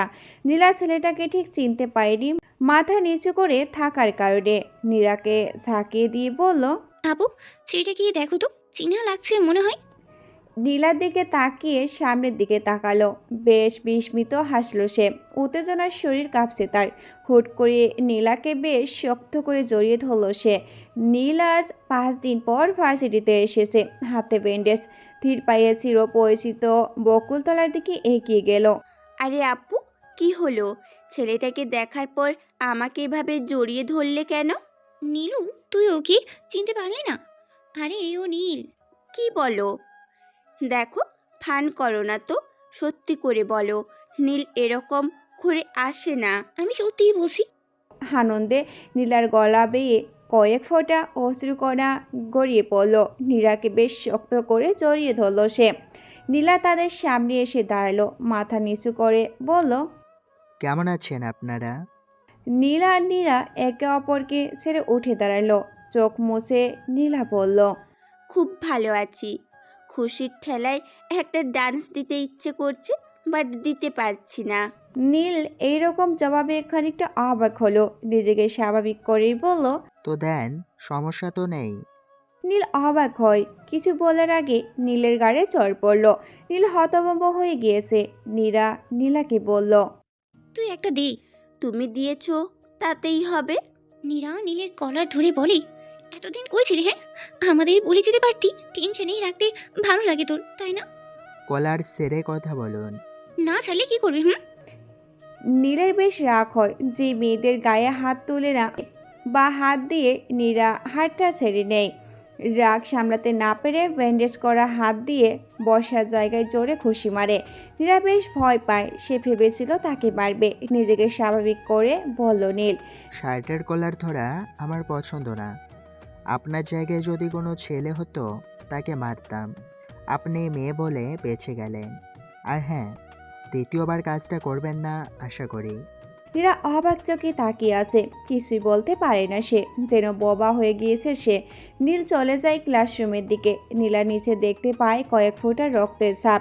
নীরাকে ডেকে নিচে তাকাতে বলল। নীরা নীলার কথা মতো নিচে তাকালো। সামনের দিকে তাকায়, দেখে নীলের ডান হাতে ব্যান্ডেজ। সাদা রক্তের ব্যান্ডেজটা লাল হয়ে গিয়েছে। নীরা একে অন্যের দিকে তাকিয়ে জোরে দৌড় দেয়। নীলের শরীর এখনও কাঁপছে রাগে। হাত দিয়ে রক্ত পড়ছে তার খেয়ালে নেই। পিছন থেকে একজোড়া হাত চেপে ধরে তার রক্তে ভেজা হাতটায়। পিছনে ফিরে তাকায়, দেখে নীরা আর নীরা কিছু না বলে সামনের দিকে এগিয়ে যেতে চেষ্টা করে, কিন্তু পারে না। হাতটায় বেশ ব্যথা পায় টানার কারণে। নীলা আর নীরা দুজনে কিছু না বলে ভার্সিটির বাইরে ফার্মাসিতে নিয়ে যায় তাকে। ব্যান্ডেজ করা শেষ হলে বকুলতলায় গিয়ে বসে তারা তিনজন। নীলের দিকে তাকালো নীরা। মাথা নিচু করে বসে আছে সে। শান্ত কণ্ঠে বলল, এতদিন কোথায় গিয়েছিলে তুমি? নীরার প্রশ্নে বেশ অপরিচিত হয়ে যায় নীল। কি বলবে ভেবে পাচ্ছে না। নিজেকে স্বাভাবিক করে বলল, গ্রামের বাড়ি গিয়েছিলাম। তোমার হাতে ব্যান্ডেজ কেন? বাড়িতে ফল খাওয়ার সময় হাত কেটে গেছে, তাই। ও, তুমি জানো তোমার রাগটা একটু বেশি। আমাদের বলে যেতে পারতে। জানি কত টেনশন হচ্ছিল। আমরা ভাবছি কিনা কি হয়ে গেল। বোনটা হঠাৎ অসুস্থ হয়ে যায়, তাড়াহুড়ো করে চলে গিয়েছিলাম, তাই কাউকে বলতে পারিনি। হুম।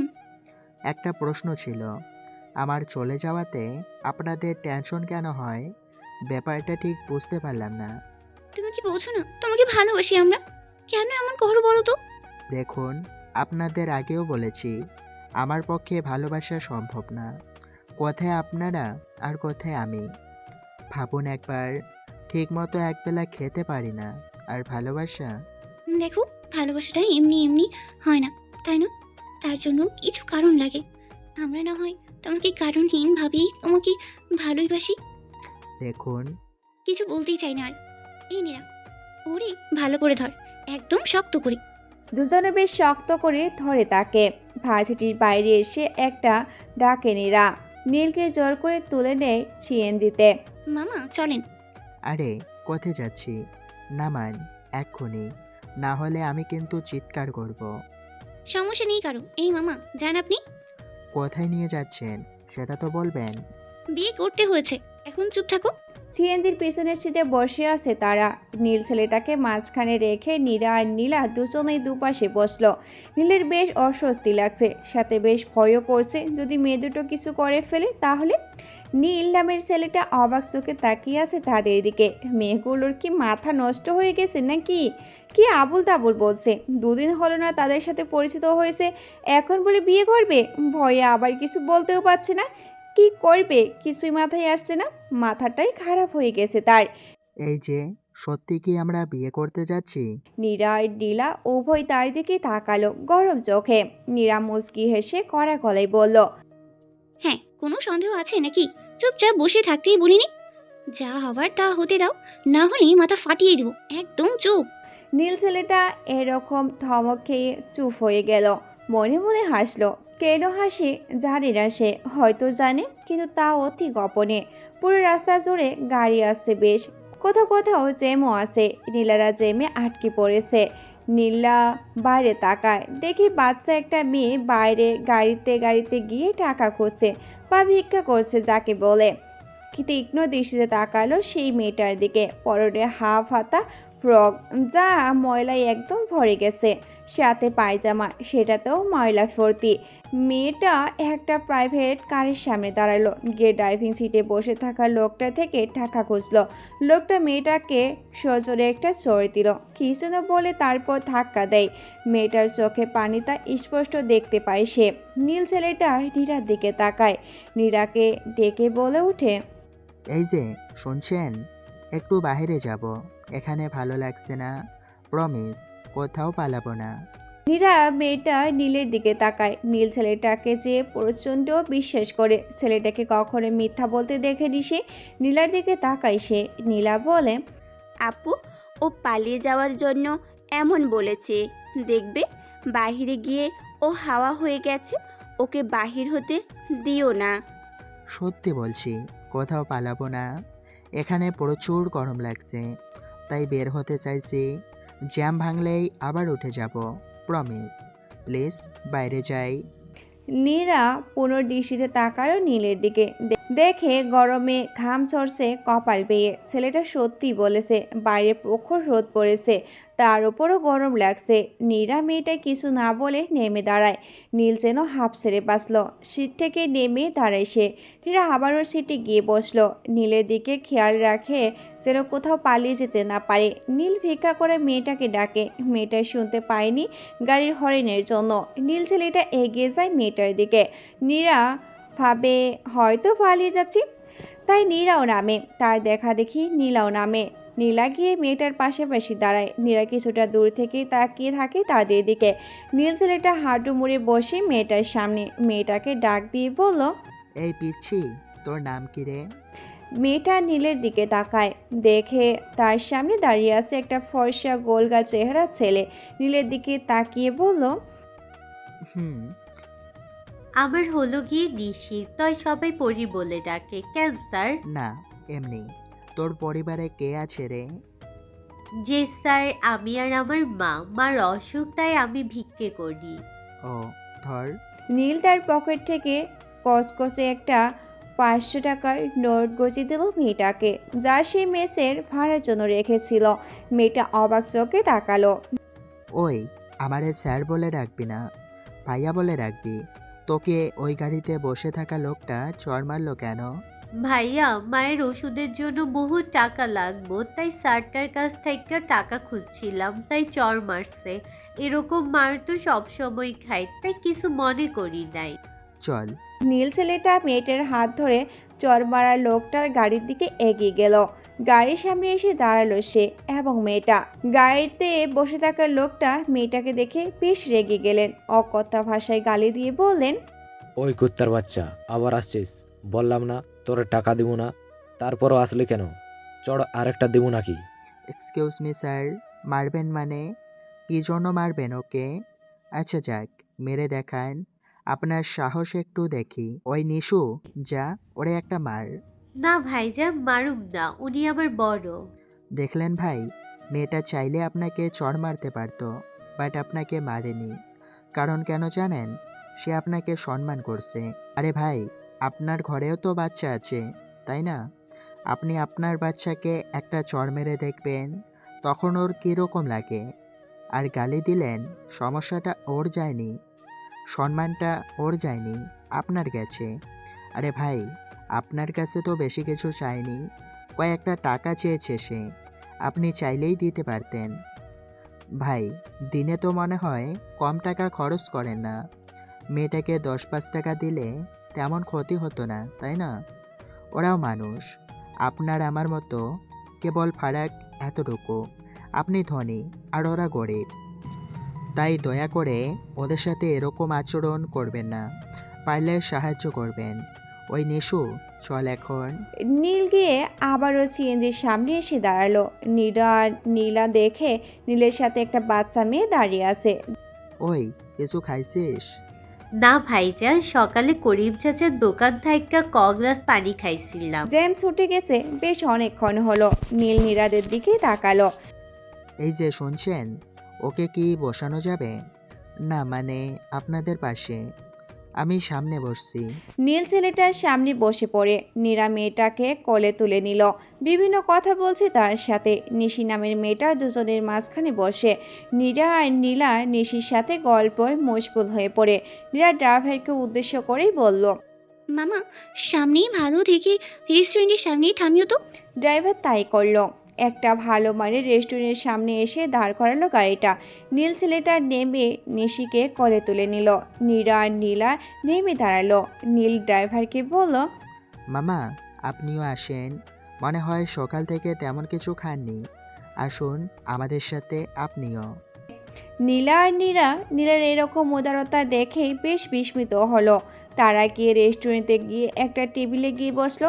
ম্যানেজার সাহেব বেশ অবাক হলেন। তিনি গিয়ে নিজে জিজ্ঞাসা করলেন কি খাবেন। খাবার খাওয়া শেষে তারা সবাই আবারও সিএনজিতে বসলেন। নীলা ড্রাইভারকে বলল, মামা, সামনে একটা কাজী অফিসে নিয়ে যান আমাদের। নীল যেটার ভয় পাচ্ছিল সেটাই হলো। ইস, কেন যে আজ ভার্সিটি আসলো কে জানে। তোর এই যে কি বলছেন এগুলা? হ্যাঁ মামা, আপনি ওখানে নিয়ে যাবেন না। এই নিশু, তোর বাড়ি কোথায় রে? আগে তোর বাড়িতে যাব, তারপর অন্য জায়গায়। ভাইজান, সামনে একটা কাজী অফিস আছে, তার থেকে 5 মিনিট হাইটা গেলে আমারও বাড়ি। নীল মাথায় হাত দিয়ে বসে রইল। কি করবে এখন কিছুই বুঝে উঠতে পারছে না। এই শোনো না, প্রতিদিন ভালোবাসার নতুন নতুন গল্প পেতে ও শুনতে চাইলে আমাদের আলোর ডায়েরি চ্যানেলটি সাবস্ক্রাইব করে পাশে থাকা বেল আইকনটি বাজিয়ে দিও, কেমন? কাজী অফিসের সামনে গিয়ে সিএনজিটা থামলো। নীলা আর নিশু নামের বাচ্চা মেয়েটাও নামলো। নীল এখনও নামেনি। নীল শুকনো গলায় এদিক ওদিক তাকালো। কোনো দিকে তেমন করেও মানুষ নজরে পড়ছে না, সে সাহায্য পাবে। নীলার এরূপ আচরণে নীলা বেশ মজা পেল। নীলার কানে কানে বলল, আমরা তো মাত্র মজা করার জন্য বিয়ের কথা বলছি, আর ছেলেটা কি বোকা মনে করেছে আমরা সত্যি সত্যি বিয়ে করে ফেলেছি, তাই না আপু? নীলার দিকে তাকিয়ে মুচকি হাসলো। দুপুর তখন 2টা, সূর্যের কড়া রোদের আলো তাদের গায়ে পড়ছে। দুজনের চেহারা কড়া রোদের আলোয় খানিকটা লাল হয়ে গেছে।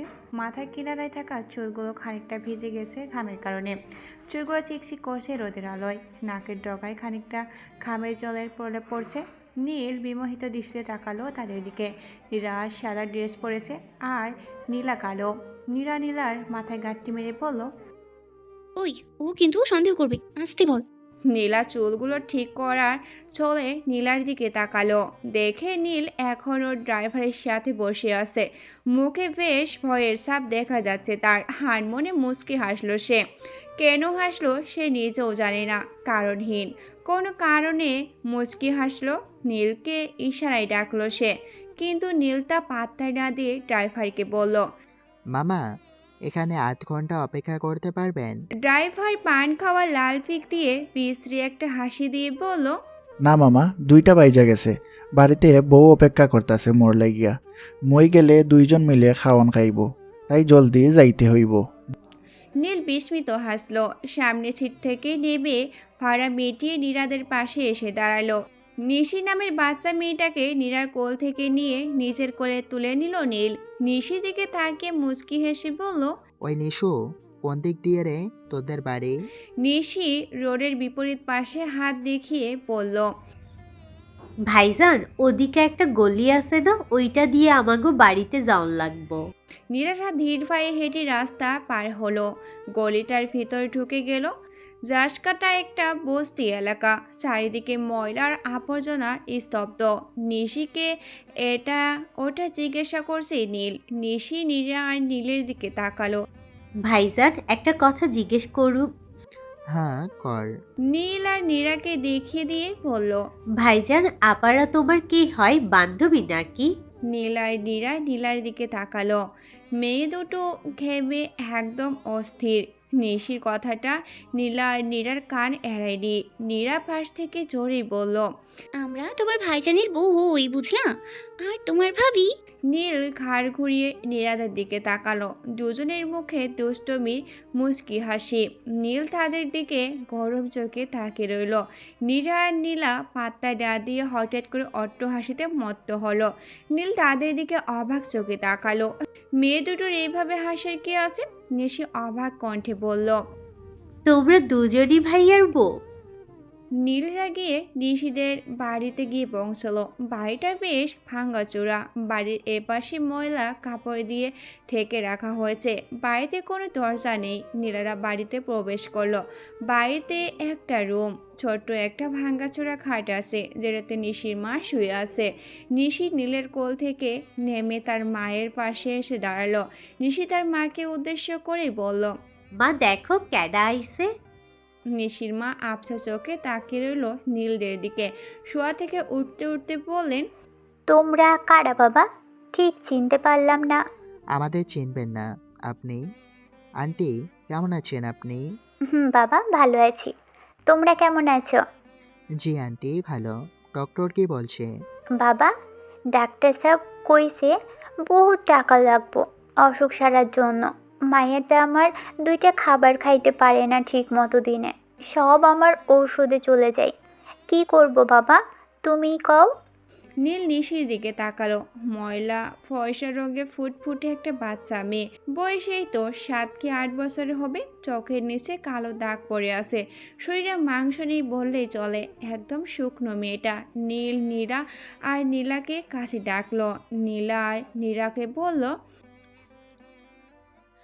আপনাদের কাছে কি টাকা আছে? যদি থাকে তাহলে টাকাগুলো আমাকে দিন তো। নীলা আর নীরা কিছু না বলে নিজেদের ব্যাগ থেকে টাকা বের করে নীলের হাতে দিল। নীল তা গুনে দেখল, প্রায় 4000-এর কাছাকাছি। নিজের পকেট থেকে টিউশন করে পাওয়া 1000 টাকা সেখানে দিয়ে নিশির মায়ের কাছাকাছি গিয়ে দাঁড়ালো। নিশির মায়ের হাতে টাকাগুলো গুছিয়ে দিয়ে বলল, আন্টি, এখানে 5000 টাকা আছে। আপনার 1 সপ্তাহের ওষুধ আর খাবার নিয়ে আসবেন। আমরা 2-4 দিন পর আবার আসবো। আজ চাই তাহলে। তোমাদের কিছুই দিতে পারলাম না বাবা, এতই অক্ষম দেখো। ধুর আন্টি, আগে সুস্থ হয়ে নিন, তারপরে এসেই খাবো। আজ তাহলে যাই। নীল গিয়ে নিশির সামনে হাঁটু মুড়ে বসলো। নিশির দিকে তাকালো সে, দেখে মেয়েটার চোখে পানি। নীল আলতো চোখ মুছে দিয়ে বলল, কিরে, কাঁদছিস কেন? ভাইজান তুমি আর আইবা না? আরে আসবো তো, দেখবি কাল আবার আসবো। নিশি কান্না করতে করতে নীলকে জড়িয়ে ধরলো। নীল আলতো হাতে জড়িয়ে নিল নিশিকে। নিশিকে তার সামনে এনে কপালে চুমু এঁকে বাড়ির বাইরে নিয়ে আসলো সে। প্যান্টের পকেট থেকে মোবাইলটা নিয়ে কী যেন করলো, তারপর আবারও প্যান্টে গুজে নিল মোবাইলটা। তিনজনে বসে থেকে বের হলো। নীল এদিক ওদিক তাকালো পালানোর কোনো রাস্তা আছে কিনা। নীল জোরে দৌড়তে যাবে, নীলা খুব করে তাকে ধরে ফেললো। নীলা চিৎকার দিয়ে বলল, আপু দেখো, পালিয়ে যাচ্ছে ও। নীরা এসে নীলের হাত শক্ত করে ধরে, তারপর সোজা কাজী অফিসের দিকে নিয়ে যায়। রাত তখন 10টা কি 11টা হবে। একটি মেয়ে আর একটি ছেলে দাঁড়িয়ে আছে একটা ব্রিজের ওপরে। চারিদিকে কোনো মানুষের অস্তিত্ব নেই। ছেলেটা গিয়ে ব্রিজের রেলিংয়ে হাত দিয়ে দাঁড়ালো। ব্রিজের নিচে তাকালো, বেশ জোরে পানি যাচ্ছে, তার নিচে প্রবাহমান ধারা। ছোট্ট একটা নদী, অথচ তার স্রোত কেমন দ্রুত। নদীটির কোল ঘেঁষে দাঁড়িয়ে আছে বিস্তীর্ণ কাশফুলের বন, যা নদীটির সৌন্দর্য বহুগুণ বাড়িয়ে দিয়েছে। আপন মহিমায় আকাশে আজ বেশ তারা উঠেছে। কিছুক্ষণ নদীটির দিকে তাকিয়ে থাকে। নিস্তব্ধ কালো আকাশটার দিকে তাকালো সে। আনমনে মুচকি হাসলো ছেলেটা। চারিদিকে কোলাহল শূন্য, নিস্তব্ধ ছড়িয়ে পড়ছে এখানে। দূরে কোনো ঝাড়ফুঁক থেকে ভেসে আসছে ঝিরিপোকার আওয়াজ। ঠান্ডা বাতাস বইছে চারিদিকে। বাতাসের তোড়ে মেয়েটির লম্বা অগোছালো এলোকেটি চুলগুলো এলোমেলো হয়ে আসছে পড়ছে তার নরম তুলতুলে মুখের ওপর। মেয়েটা অবাধ্য চুলগুলোকে কানে গুঁজে দেওয়ার ছলে আর চোখে দেখছে ছেলেটাকে। কে মনে করে পেছনে ফিরে তাকালো। তার সামনে দাঁড়িয়ে আছে কালো শাড়ি পরিহিত একটি মেয়ে। মেয়েটির মুখের দিকে তাকিয়ে মুচকি হাসলো সে। মেয়েটিকে ইশারার কাছে ডাকলো ছেলেটা। মেয়েটি বেশ দূরত্ব হেঁটে ছেলেটার পাশে গিয়ে দাঁড়ালো। কি মনে করে ছেলেটা মেয়েটির দুটি হাত ধরলো। মেয়েটা আকাশের দিকে তাকিয়ে বলল, জানো কালো আকাশটা কি বলেছে? ছেলেটি মাথা দোলালো, অর্থাৎ সে জানে না। ছেলেটা মেয়েটার দিকে জিজ্ঞাসত্ব দৃষ্টিতে তাকালো। মেয়েটা ছেলেটার বাহু ধরে নিজেকে আবদ্ধ করে ছেলেটার বুকে মাথা রেখে বলল, এই ছেলে শুনছো? হ্যাঁ তোমাকেই বলছি, তোমার পাশে যে মেয়েটি দাঁড়িয়ে আছে সে শুধু একান্তই তোমার, কেবল তোমারই। তাকে এক পাহাড় কষ্ট দিয়ে এক মুঠো সুখ দিলে সে নিতান্তই খুশি। তাকে পাহাড় সমান সুখ না দিলেও চলবে, কেবল তোমার ওই নিশাচরণের দুটি চোখ দিয়ে তার দিকে এক পলক তাকিয়েও দেখবে তোমার প্রতি তার এক ভালোবাসা কতটুকু। সে তো কবেই খুন হয়েছে তোমার ওই মোহিতময় নেশাক্ত দুটির চোখের তীব্র আঘাতে। জবাবে ছেলেটা মেয়েটাকে আরো শক্ত করে নিজের সাথে মিশিয়ে নিল। ছেলেটার মুখে মুচকি হাসির পলক তখনও ধরা পড়ছে তার বিস্তীর্ণ গলাটার জোরে। ঝুমঝাম করে বৃষ্টি হচ্ছে চারিদিক বেয়ে। এই অনাকাঙ্ক্ষিত বৃষ্টিতে দুজন কাপতি দাঁড়িয়ে আছে। একজন বুকের মধ্যে লেপ্টে থেকে নিজের সুখ খোঁজার চেষ্টা অনবরত নিজেকে বিলিয়ে দিচ্ছে, আর অন্যজন তার বুকের মধ্যে লেপে থাকা বৃষ্টির মধ্যে অন্যান্য এক আয়নাবিল প্রশান্তিযুক্ত কোনো এক মোহিতময় নারীর দিকে অপলক চেয়ে আছে। মেয়েটা চোখ বন্ধ করে বৃষ্টির ফোঁটার দিকে মুখ নিয়ে মুচকি হাসলো, আর ছেলেটা তার প্রিয়সীর দিকে তাকিয়ে রইল। ছেলেটা হঠাৎ গেয়ে উঠল, যদি বলি তুমি আমার শরীর দিয়ে আদার, বেজা ঠোঁটের পিঠ জুড়ে স্বপ্ন ছুঁয়ে দাও, হাতে নিয়ে কাঠগোলাপ, একটি কথার হাজার আলাপ, আলিঙ্গনে সুখের নিদ্রা কেড়ে নাও। দাঁড়িয়ে দুজন ওই জ্বালানার দ্বারে, স্বপ্ন আমার চলো দুহাত ধরে। তোমার দু চোখে পৃথিবী দেখি, তোমার ছায়াতে ছবি আঁকি। তোমার আঙিনা জুড়ে শত শত ক্রোশ দূরে নিয়ে এসেছি আমি পান ভুমরা, সোনার কাঠির উপর কাঠি ছোঁয়ায় ভেঙেছে হাজার বছরের ঘুমেরা। মেয়েটা অবাক চোখে তাকালো ছেলেটার দিকে। মুখে মুচকি হাসি লেগে আছে ছেলেটার। বৃষ্টির পানিতে ভিজে কি স্নিগ্ধ সুশ্যাম ভরা চোখে তাকিয়ে আছে ছেলেটা মেয়েটার দিকে। নীলার বাড়ির সামনে দাঁড়িয়ে আছে কালো রঙের BMW 100cc মডেলের একটা বাইক। বাইরে বেশ বৃষ্টি হচ্ছে, বৃষ্টির গতি যথারীতি বাড়ছে, সাথে বাতাসের বেগটাও তার সাথে পাল্লা দিয়ে বেড়েই চলেছে। রাস্তার ল্যাম্পপোস্টগুলো প্রায় নিবু নিবু। বাইকের উপর বসে আছে একটা ছেলে, গায়ে কালো রঙের কোট, মুখে ভৌতিক মাস্ক, প্যান্টের পকেট থেকে সিগারেটের প্যাকেট নিয়ে একটা সিগারেট নিয়ে তা মুখে জ্বালালো। একসাথে কয়েকটা টান দিয়ে কালো আকাশটার দিকে ধোঁয়াগুলো ছেড়ে দিল সে। বৃষ্টির প্রবাহমান স্রোতে যেন সব কিছু ধুয়ে গেছে। নীলাদের বাড়ি থেকে বেশ কিছু দূরে আছে একটি লাশ, যা কিছুক্ষণ আগে খুন করা হয়েছে। চিরপরিচিত একটা নাম্বারে কল দিল সেই ছেলেটা।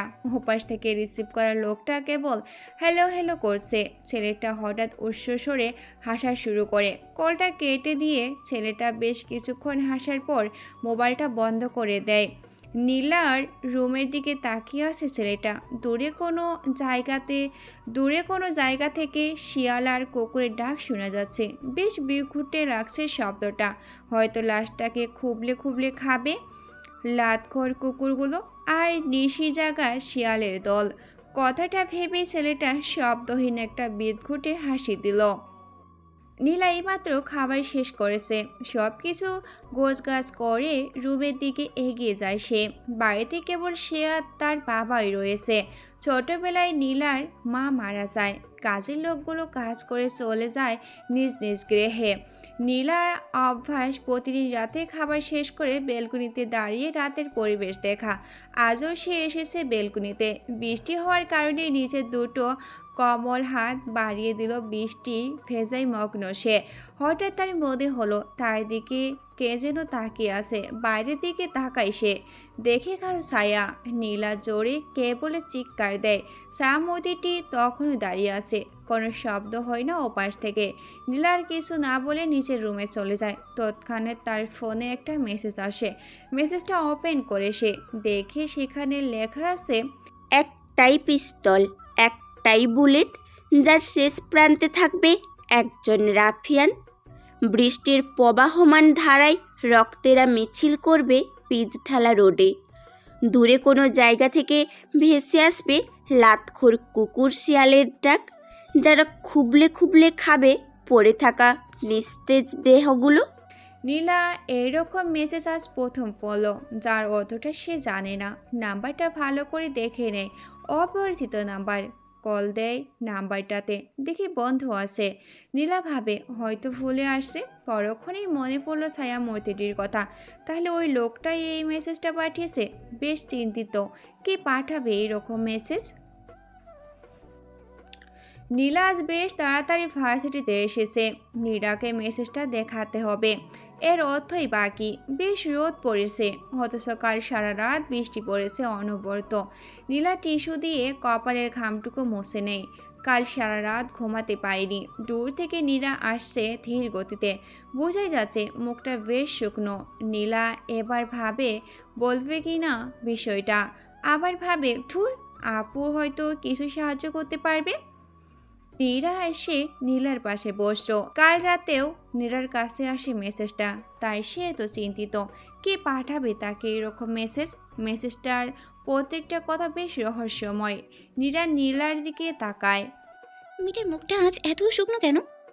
মনে মনে বলে নীলার কাছাকাছি এসে নিজের মোবাইলটা এগিয়ে দিয়ে নীরাকে বলল, আপু দেখো না, কাল রাতে আমার মোবাইলে এই মেসেজটা আসছে। কী সব লিখেছি মেসেজটায়, খুঁজেই বুঝে উঠতে পারছি না। নীলার হাত থেকে মোবাইলটা নিয়ে মেসেজটা পড়ে। তার কাছেও সেম মেসেজ এসেছে। নীরা চোখ বন্ধ করে জোরে নিঃশ্বাস নেয়।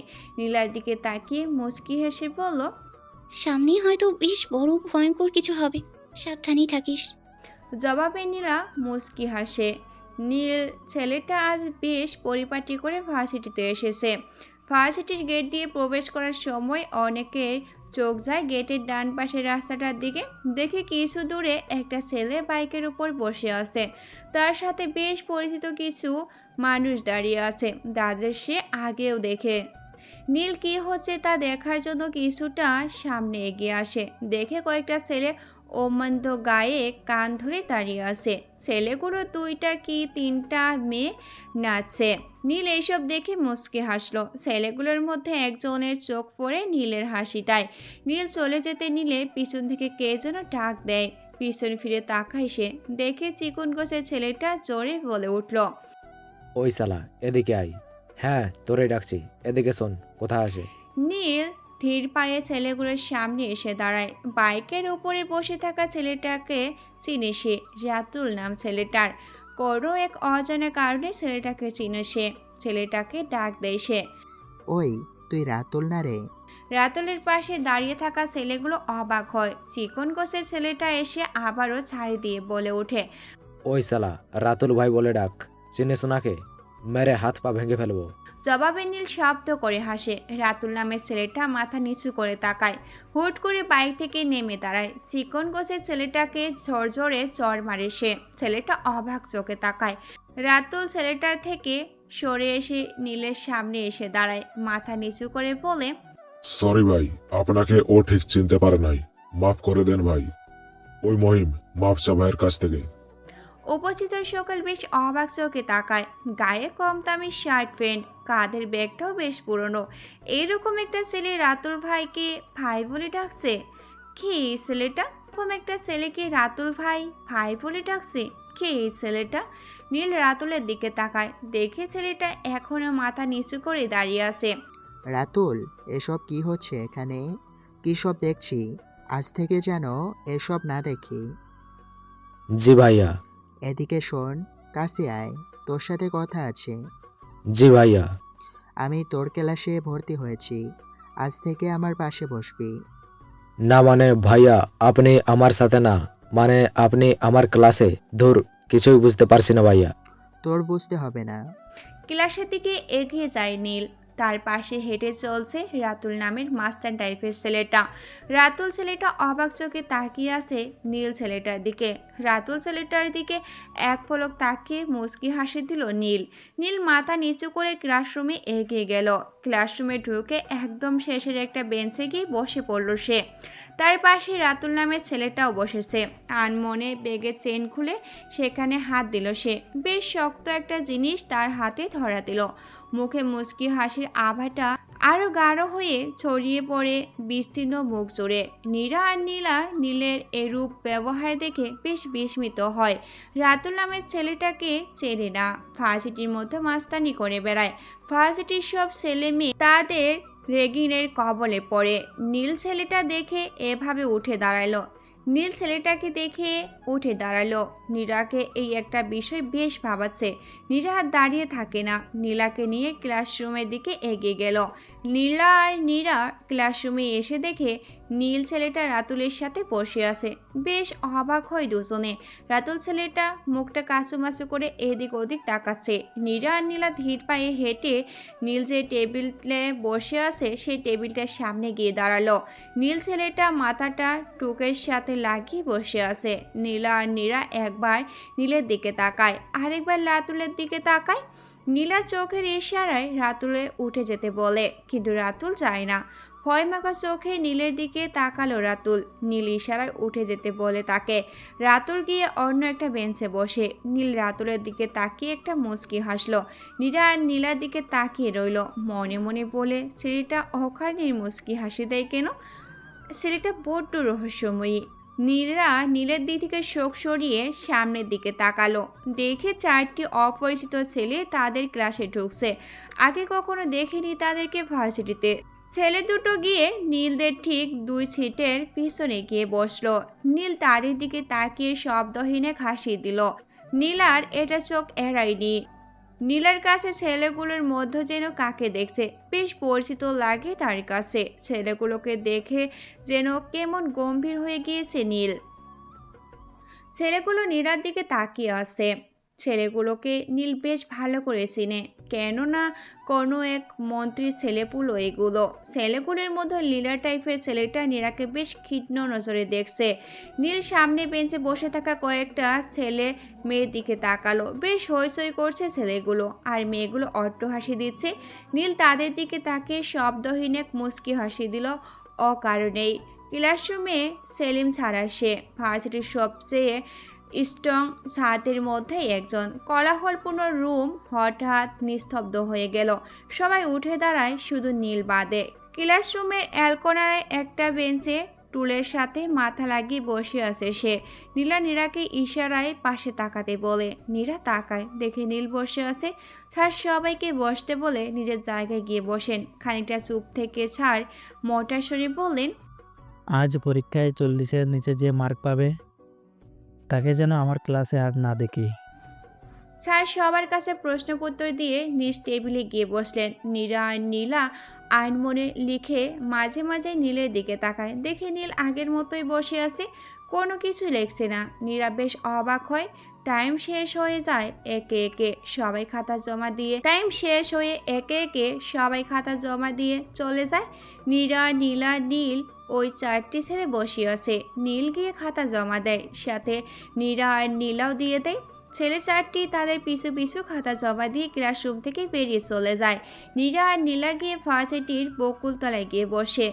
নীলকে আনার জন্য গেছে। যাওয়ার সময় ছেলেগুলোকে দেখে নিজের কাছে থাকা বাটন ফোনটা পকেট থেকে নিয়ে কি যেন টাইপ করলো। বাটন ফোনটা আবার পকেটে ঢুকিয়ে ভার্সিটিতে চলে যায়। পকেট থেকে মোবাইল বের করে রাতুলকে কল দেয়। মন্ত্রী ছেলেপুলেদের দিকে নজর রাখ। জি ভাইয়া। নীলা আর নীরা গল্প করছিল নীলকে নিয়ে।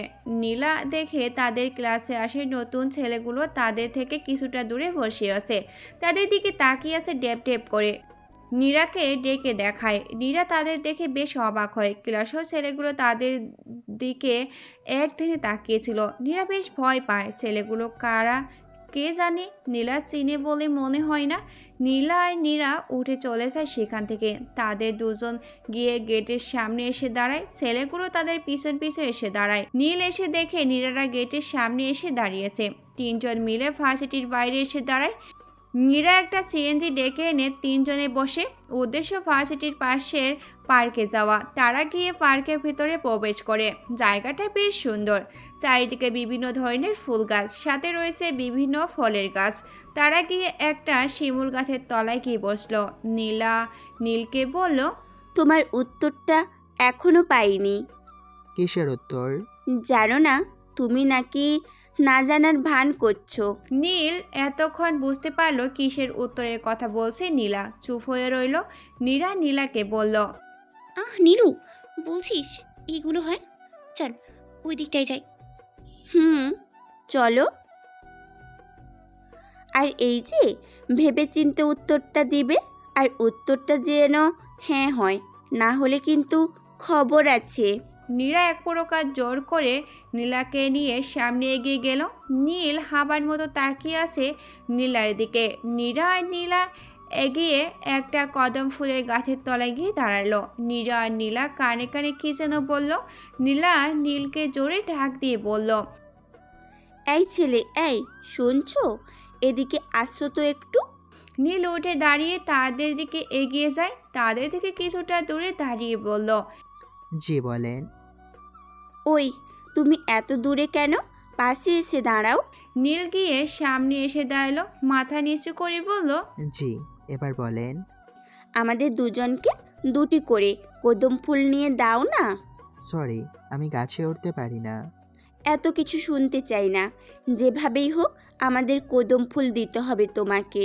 আচ্ছা, চেষ্টা করে দেখি। নীলদের পাশ দিয়ে একটা ছেলে ফুল দিয়ে যাচ্ছিল। নীল ছেলেটার কাছ থেকে 2টা করে কদম ফুল দিয়ে নীরা আর নীলাদের হাতে ধরিয়ে দিল। সন্ধ্যা নেমেছে প্রকৃতি জুড়ে। সূর্যটা পশ্চিমা আকাশে হেলে পড়েছে। দূর আকাশে শালিক, চড়ু, ময়না পাখি ছুটে চলেছে নিজ গন্তব্যে। পার্কের ভিতরে থাকা গাছগুলো শালিক আর ময়নার কিচিরমিচির শব্দে চারিদিকে মুখরিত হয়ে প্রায় অনেকক্ষণ ঘোরাঘুরির পর তারা নিজ গন্তব্যে চলে যায়। রাত তখন 12টা কি 1টা হবে। চারিদিকে নীরবতা ছেয়ে গেছে। নিস্তব্ধ একটা রাস্তায় কালো রঙের একটা গাড়ি দাঁড়িয়ে রয়েছে। গাড়িটার ডিগির উপরে একটা ছেলে বসে আছে, হাতে পিস্তল, মুখে সিগারেট।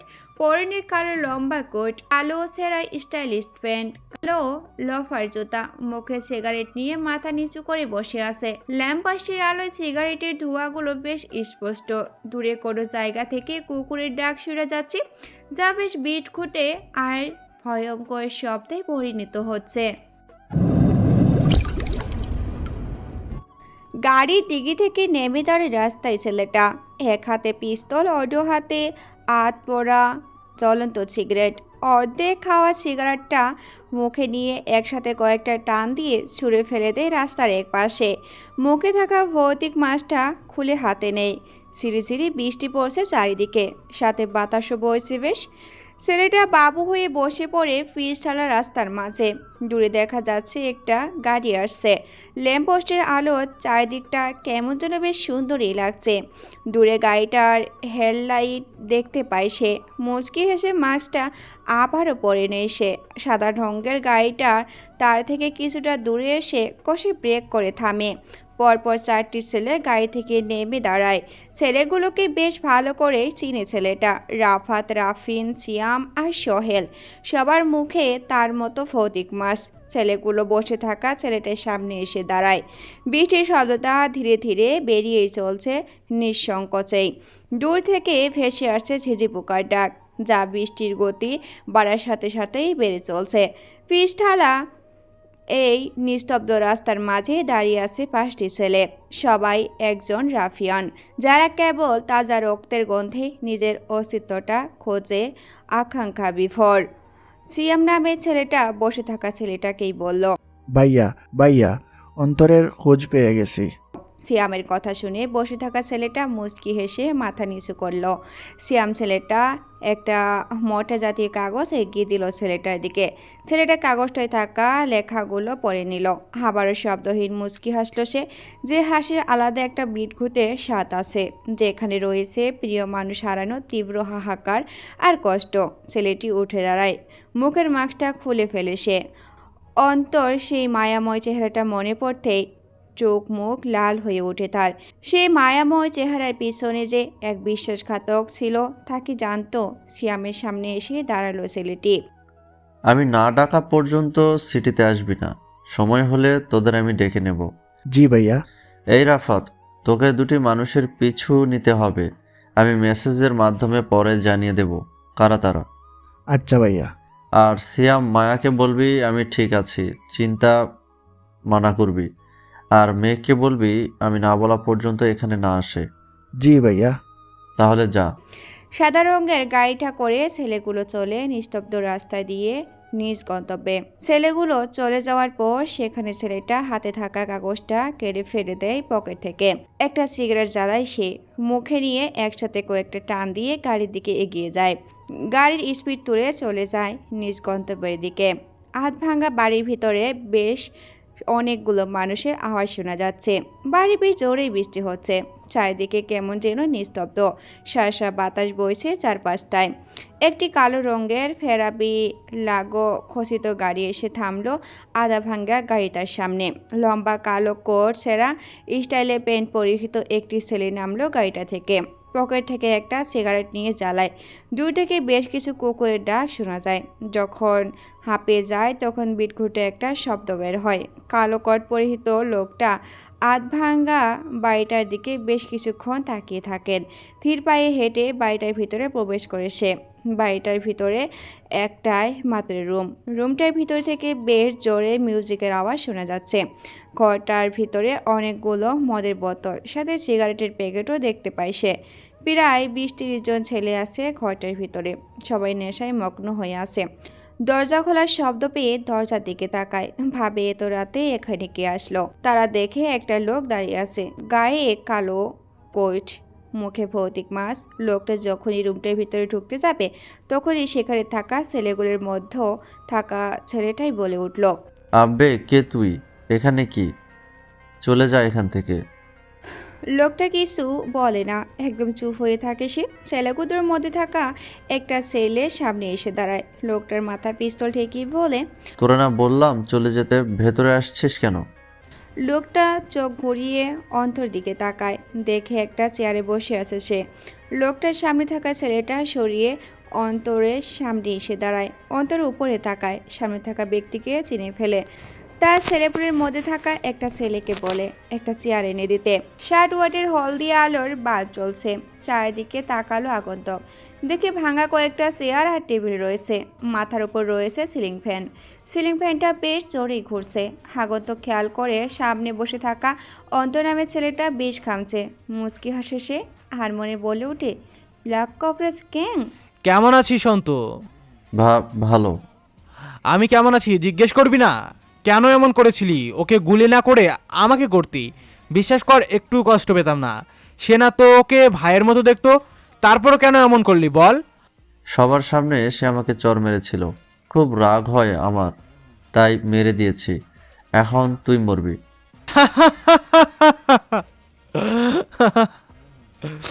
আচ্ছা মার দেখি, আমি তোর সামনে বসে আছি, জাস্ট একটা গুলি খরচ করতে হবে। বেশ ভয় পেয়ে যায়। আগন্তুকের এরকম অট্টহাসির মানেটা বেশ ভালো করে জানে।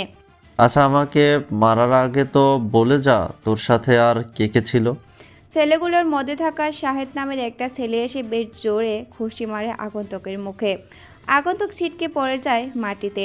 আগন্তুক বেশ জোরে হেসে ওঠে। বেশ ভয়ঙ্কর লাগে হাসিটা তাদের কাছে।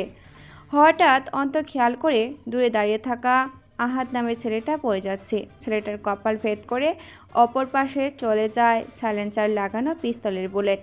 একে একে সবাই পড়ে যায় মাটিতে, শুধু 3টে ছেলে বাদে, অন্তর, শাহেদ আর আগন্তক। দরজা থেকে কারো আসার আওয়াজ পায় তারা। আগন্তক সহ অন্তর আর শাহেদ অবাক হয়। শাহেদ রাগের বসে বলে, আগন্তকের দিকে পিস্তল তাক করে বলল, শালা সব তোর জন্য হয়েছে, তোকে মেরে ফেলবো আমি। শাহেদ যখনই ট্রিগারে চাপ দিবে তখনই শাহেদের হাতে একটা গুলি লাগে। পিস্তলটা হাত থেকে পড়ে যায়। অন্ত দেখে আগন্তকের মতো ড্রেস পরে এসেছে দ্বিতীয় আগন্তকটা। তাদের সামনে এসে মুখ থেকে মাস্কটা খুলে ফেলে সে। অন্ত আনমানে বলে ওঠে, মেঘ। পরপর গুলি শাহেদের কপালে আর পরপর গুলি করে শাহেদের কপালে আর বুকে। শাহেদ সেখানেই মারা যায়। 60 ওয়াটের হলদে আলোটা প্রায় নিবু নিবু। ভাঙ্গা বাড়িটার মধ্যে দাঁড়িয়ে আছে 3জন রাফিয়ান, যার একজন বিশ্বাসঘাতকতার শাস্তি হিসাবে নিজের প্রাণটা হারাবে। প্রথমে আসা আগন্তকটি বলে উঠল, তোর সাথে আর কে কে ছিল অন্তু? তোকে মারবো না। আমি জানি না, আর জানলেও বলবো না। আর তোদের মৃত্যু খুব কাছাকাছি, তারা খুব তাড়াতাড়ি আসবে তোদের কাছে। আগন্তক তার কাছে থাকা .52 ক্যালিভরের পিস্তলটা নিয়ে কপালের মাঝ বরাবর গুলি করে দেয়। অন্তর্নিত দেহটা পড়ে আছে। আগন্তক লোড করা পিস্তলের বুলেট শেষ না হওয়া পর্যন্ত গুলি চালাতে থাকে। আগন্তক মুখে থেকে মাস্কটা খুলে ফেলে, মোবাইলটা হাতে নিয়ে সিয়ামকে কল দেয়। মোবাইলটা কানে ধরেই বলল, ভাঙা বাড়িটাতে এসে যা তোরা। কলটা কেটে দেয় সে। চেয়ারে গিয়ে পায়ের উপর পা তুলে একটা ড্রিঙ্কসের বোতল হাতে নেই সে। মেয়েকেও এসে বসলো, সিগারেট ধরালো সে। সিপি খুলে ঢকঢক করে গিলতে থাকে মদ। মেঘের দিকে ছুড়ে মারে। পকেট থেকে একটা সিগারেট নিয়ে টানতে থাকে। সিয়ামরা এসে পৌঁছায়। সিয়াম, রাফাত, রাফিন আর মিজান সবাই একসাথে এসেছে। ভাঙ্গা বাড়িটা প্রবেশ করে তারা। আগন্তক বলে, অন্তুর মাথাটা দেহ থেকে আলাদা করে ফেল, তারপর হাত দুটো বেঁধে পুরো বডি ডাউনকে ফ্যানের সাথে বেঁধে ফেলে দে। সিয়ামরা তাই করলো। মেঘ জানে বেশ কিছুক্ষণ এরকম পাগলামি করবে তার সামনে বসে থাকা ছেলেটা। মেঘ মুচকি হাসে। তাদের মধ্যে থেকে কেউ একজন পুলিশকে ফোন করে বলল, এখানে খুন হয়েছে, আর আমার গাড়িটা তোরা নিয়ে চলে যা। ওই মেঘ, চল।